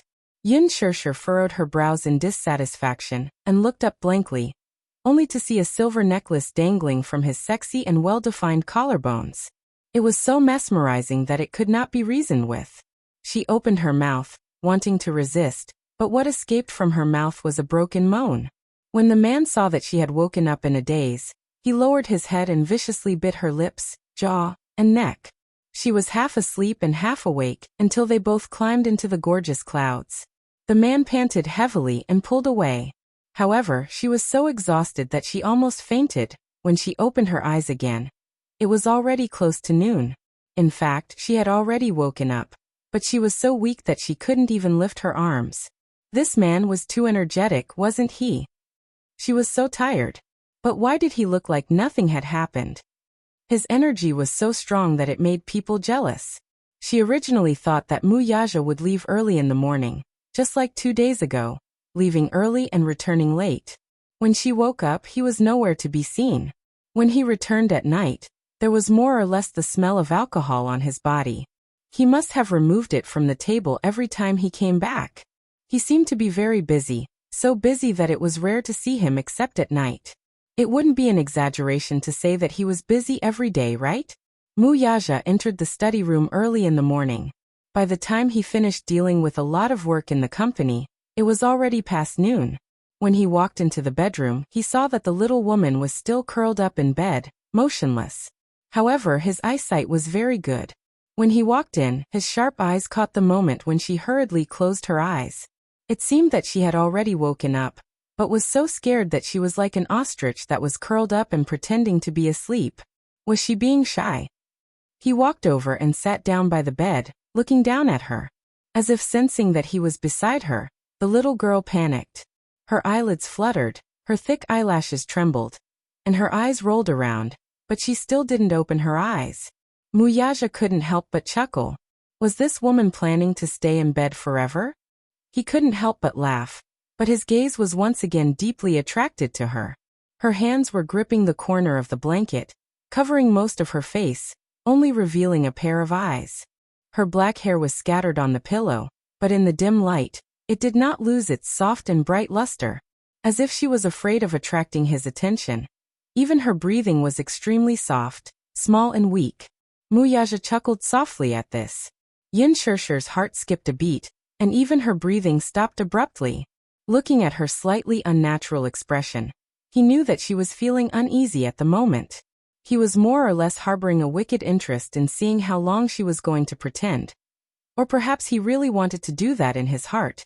Wuxia reached out and gently lifted the corner of the blanket. He bent down and kissed her deeply, savoring her fragrance. Chapter 1090. As he kissed her more and more wildly, her whole body slowly stiffened. He was very satisfied with her reaction.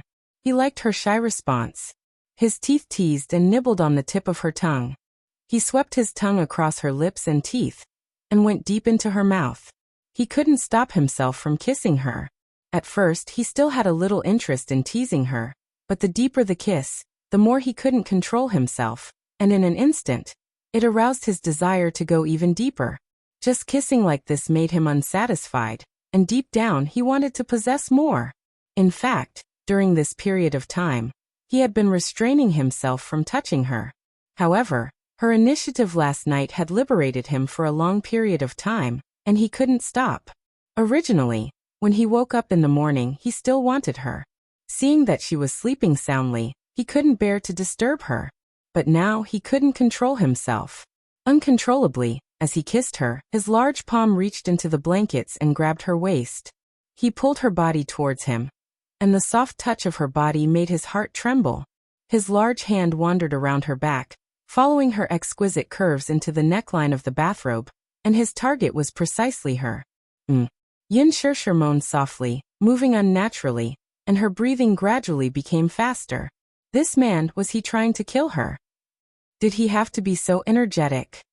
Was he planning to swallow her up until not even her bones were left? No matter how strong a person's will was, they couldn't continue pretending. She quickly woke up, but there was some astonishment between her eyebrows. Obviously, she was quite frightened by his inhumanly strong energy. When she finally opened her eyes, the first thing she saw was a pair of deep phoenix eyes, dark and endless. That breathtaking light, but also faintly revealed a sense of teasing. She narrowed her eyes again, avoiding his playful gaze, and pushed his shoulder in a complaining manner, her beautiful brows tightly knitted together. This action fell into the man's eyes, but it seemed to have the intention to stop. The rippling light in the corner of his eyes seemed to have been electrified. This woman, she was born to be a seductress. If it was in ancient times, she would probably cause chaos in the court. And he was the incapable ruler, who was bewitched by her. What? You're finally willing to wake up? Mu Yaja looked up, pinched her cheeks, and lightly pecked her eyelids a few times. The smile on his lips had a hint of evil. His eyes were full of ridicule, but his large palm was messing around inside her clothes. She quickly grabbed his arm and shook her head. No, her energy had been squeezed dry, so why was he still so energetic? Yes. He easily denied her and domineeringly pressed his lips against hers once again, lingering charmingly. The tall man's body pressed down on her body, but he was concerned about not hurting her. As for her feelings and resistance, he didn't have the time to care about it. His body, which had been suppressed for so long, was extremely tense and clamoring for her. His large palms forcefully grabbed her thighs and pulled them up. His strong thighs went between her legs and raised her butt. It was the sound of a belt being pulled. Heavens again?